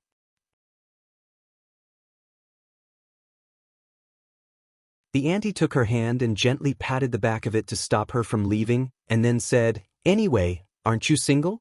We all live here and will see each other all the time in the future. We can gradually cultivate feelings. The first step is to get to know each other. I don't mean anything else. I just want you to get to know each other. Then when your son comes back, let's get to know each other when we meet downstairs. I have to go to work later. I'll go back to take a shower," Jean Wan said and was about to leave. "Don't go. Let's exchange phone numbers. My son will return to High City tomorrow. I'll make an appointment with you then. Let's go out for dinner, okay?" The auntie was too enthusiastic and kept holding Jean Wan's hand. She often saw this neighbor. Some time ago, this auntie had given Jean Wan the soy milk she made herself in the morning. Jean Wan couldn't refuse her too thoroughly, but she really couldn't do a blind date. In order to get away in time, she left the company's business card with her work number to the auntie and didn't give her her private number. Then she quickly entered the door. Jean Wan thought the auntie was just on a whim, but she didn't expect there would be a follow-up. The next day, Jean Wan had just gotten off work and walked out of the company when she suddenly saw someone waving at her in front of her. She looked up and saw the neighbor auntie waving at her excitedly. Jean Wan walked over. "Auntie? What are you?" The auntie said with a smile, "I know you work here, but I don't know if it's inconvenient for you to answer the phone at work, so I didn't call you directly and just waited here. Come on, get in the car. My son will drive you to dinner." Jean Wan paused and turned to see a blue high-end sports car behind the auntie. At this time, the driver's door opened, and a young man in a casual suit got out of the car and smiled politely at her. Jean Wan. Then Jean Wan had to get in the car despite all her excuses, and the auntie held her hand and chatted warmly for a long time in the car. They had booked a delicious French restaurant in advance. It was not on the west side of the city, but in a very prosperous area in the center of High City. After entering the restaurant, the auntie said that she would go out to make a phone call with a knowing look, and then left them staring at each other. Fortunately, the auntie's son was not a young man who had never seen the world. He took the initiative to introduce himself and then told her about his situation. He had just returned to China and hadn't found a job in China yet, so it was not very stable for the time being. If it weren't for his mother forcing him to introduce a girl to him, he probably wouldn't have any plans to go on a blind date or have a girlfriend, But he had a good first impression of Jinwan and hoped to get to know her first. The auntie's son was very measured in his speech, neither arrogant nor impatient. He didn't talk too much or too little. He was indeed a very good man in all aspects. As a result, Jinwan chatted with him a little longer. Later, they talked about the changes in the business and financial situation at home and abroad. They got along well, and the expression on her face gradually relaxed, and she even smiled. Shine Group. A man stood in front of the window when he suddenly received a photo sent by a bodyguard on his cell phone. He opened it and saw Jinwan smiling like a flower sitting opposite a man. Mo Jingshan still stood there, and all his eyes fell on the smile on the woman's face until his cell phone rang. He picked it up. The bodyguard on the other end of the phone said, "So, Mo, Miss G seems to be going on a blind date with a young man tonight."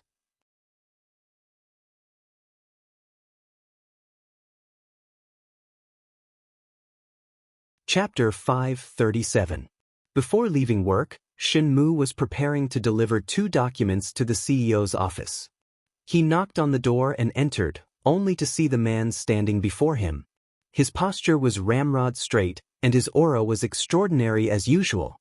Due to his afternoon work, his shirt was buttoned up to the top, and his attire was neat and tidy. In the past 3 years, Mo Jingshan had been working in the company. Shenmu walked in and placed the documents down. However, for some reason, he felt that the temperature of the air conditioner in the office was too low. He turned to look at the numbers on the air conditioner. It was the same as usual and had not been adjusted to a low temperature. "So, Mo, are you still going to the dinner at the hotel on Hai Tai Street?" Mo Jingshan placed one hand in his pocket. His expression was calm, and his tone was mild. "Yes." It was just one word, but why did it make one feel as though they were in an ice house? It was chilly. Shenmu did not dare to ask further. He left to arrange the time for the dinner with the secretary. After leaving the company, Shenmu silently followed behind Mo Jingshan. The man in front was cold and distant, and his footsteps were steady. His movements were relaxed and steady as he opened the car door and entered the car. After sitting in the car, he casually arranged his expensive and exquisite cufflinks. Everything was the same as usual. However, the atmosphere was strangely cold and solemn, causing Shenmu to not dare to say anything unnecessary. Mo Jingshan sat in the back, his long legs naturally spread apart. He turned his head to look out the window, his gaze cold and indifferent. It carried a hint of unfathomable profoundness. As the car passed by a busy commercial street, it stopped for half a minute near a French restaurant when it encountered a red light. Mo Jingshan's gaze swept toward the transparent glass windows of the French restaurant. In an instant, the car was terrifyingly quiet. The air in the car seemed to have frozen. Shenmu carefully glanced back through the rearview mirror. Noticing the direction Mo Jingshan was looking in, he also turned to look toward the French restaurant. Jinwan had been sitting in the restaurant chatting with the auntie's son for more than an hour. At first, they were somewhat reserved, but as they chatted about various interesting things in the business world and the financial world in America, they gradually lost track of time and no longer felt awkward. They chatted and laughed. The auntie's son's impression of her gradually increased, and Jinwan was also full of smiles. Even though it was the first time they met, she did not feel too awkward. However, after chatting for so long, when the waiter brought a plate of fruit salad, Jinwan glanced at the time and jokingly said, "It's really inappropriate for the auntie to leave with the excuse of answering the phone. She's actually been answering the phone for almost 2 hours." The auntie's son also glanced at the time and smiled. "For the past few years, my mother has been trying to find a girlfriend for me, but I've been abroad studying and working. I really can't find the time. 2 years ago, I did have a girlfriend, but because of our different personalities and different horizons, our relationship fell into an impasse. After we broke up, I didn't even think about it. My mother is half a world away from me, and no matter how long her hands are, she can't reach out to me. In the end, I didn't expect her to make arrangements for me as soon as I returned to China." Speaking up to here, the auntie's son smiled. "But Miss G, you're really outstanding. To be honest, I have a good impression of you." If you also have a good impression of me, the two of us can slowly get to know each other after this meeting. Whether or not there will be any sparks will depend on fate. I won't force it. I can also see that you don't seem to be very interested in this kind of matchmaking." Hearing his words, Jin-won responded more naturally and generously.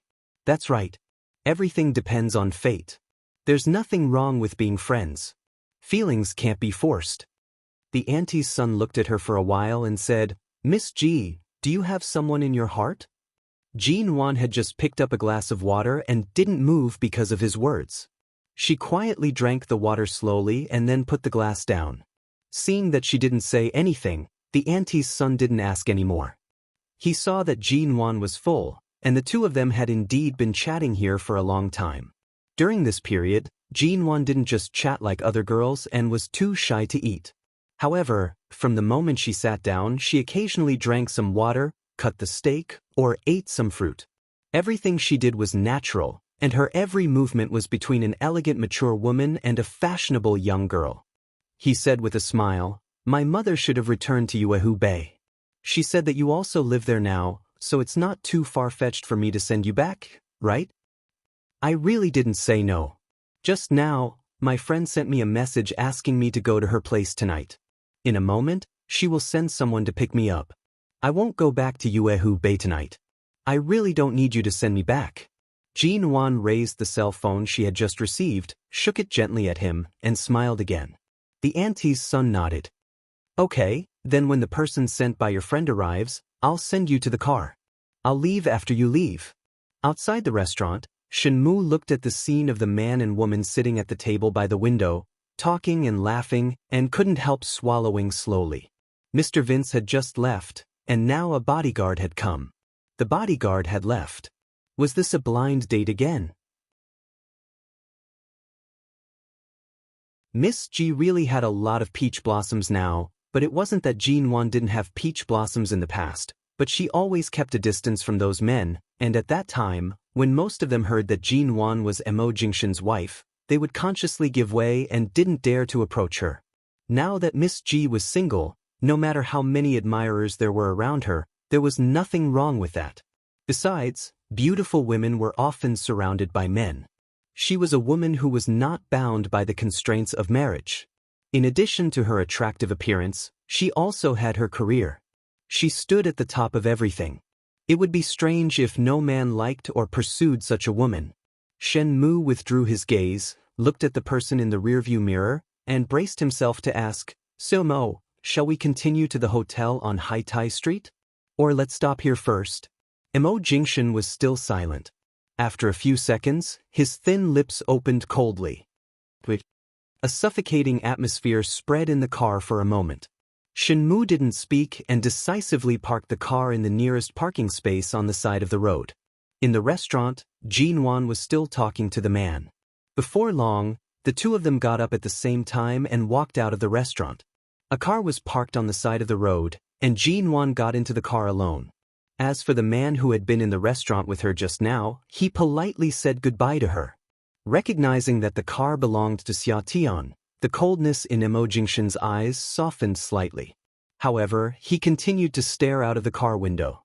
His right hand was placed on the center of the cabinet, his index finger unhurriedly tapping twice.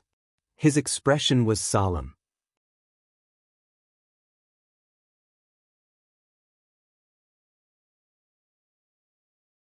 Chapter 5:38.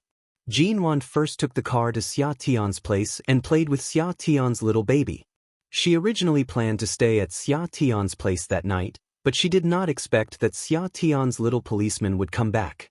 Although there were guest rooms here, the dog food of a family of 3 was much harder to swallow than that of a couple. Jin-won took a taxi back to Uehu Bay. Jin-won's daily life at home and at the company lasted for another week. In the morning, she went for a morning run. In addition to meeting the neighbor auntie, she occasionally met the auntie's son and chatted with him twice during the morning run. On Friday, Jin-won had just finished running and went home to take a shower. Before she could rest, she suddenly heard her cell phone ringing. She picked up the cell phone and took a look. It was from the company. It was only past 7 o'clock. Why was there a call from the company? COG? It was Manager Zhou, the head of the company's planning department. "What's up? Why are you calling so early?" Manager Zhou's voice was anxious. "COG, when will you arrive at the company? Are you at home or on the road?" "I'm about to change clothes and go to the company." "What happened?" "Here's the thing. Last week, our planning department had a new idea about the reconstruction of the stadium, but we only came up with a simple cylindrical simulation map. However, our intern staff got it mixed up and sent the new unconfirmed simulation map to the construction department of the stadium. Today, we saw that the construction department has built the stadium according to our new simulation map, but the actual location can't be connected with the original map of the stadium, which means that this map has caused a huge engineering mistake."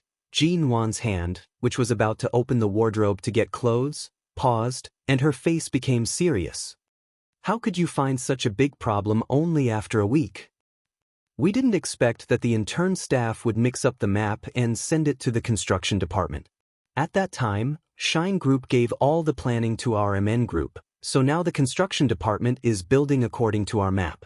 This map is only a small area, but now it has to be demolished and rebuilt, but the loss is not small. In addition to the loss of at least tens of millions of yuan, it will also affect the foundation that has been built. I don't know what to do." Listening to his tone, Manager Zhou was really worried. He probably didn't sleep all night. After thinking about it, he finally decided to tell her the cause and effect of the matter. He probably didn't go back to the company all night. Jean Wan was silent for a moment. Although the Shine Group was involved in the stadium project, they basically only provided financial and human support, and all other technical and planning tasks were handed over to the MN Group, which was equivalent to the Shine Group handing over this important task to the MN Group. Now that this mess had occurred, the money lost was not important. However, if the foundation that had been laid was affected and the construction had to be restarted, even if the stadium was built in the end, the government would know what had happened in between. MN Group was equivalent to losing face in front of the government. Such a serious engineering and planning mistake was almost unforgivable. "I'll be right there.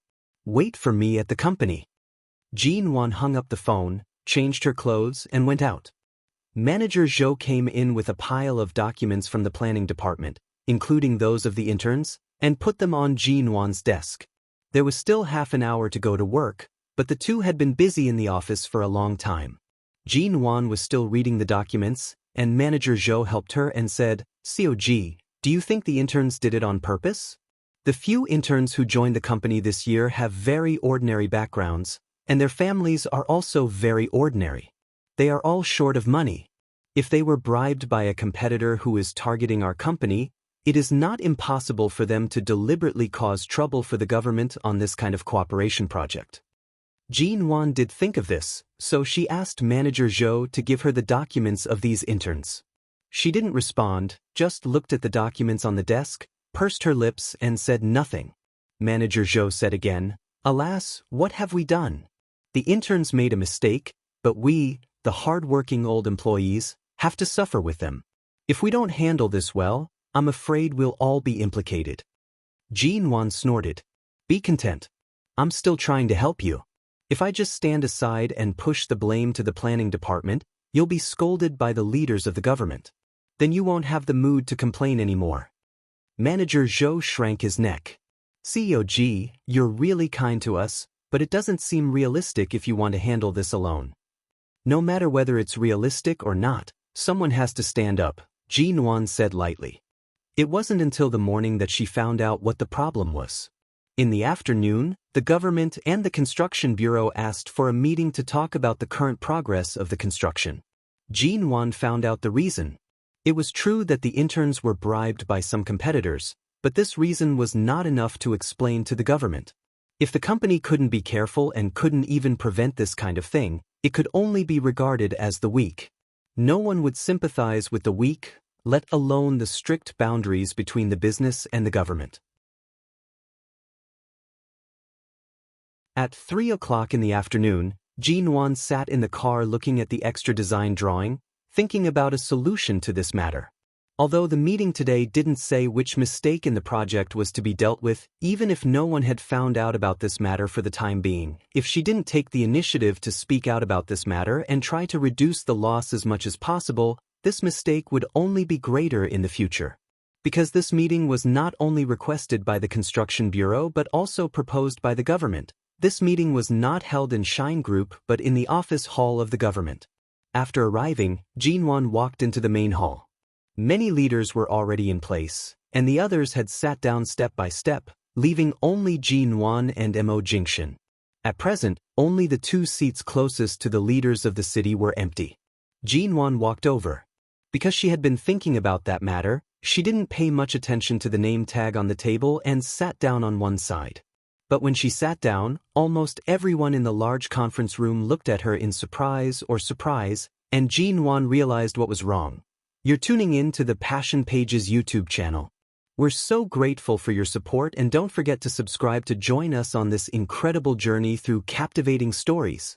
Your generosity through donations truly makes a world of difference, as it's the primary source of revenue that allows me to expand and enhance this channel for you. Thank you from the bottom of my heart for being a part of this adventure.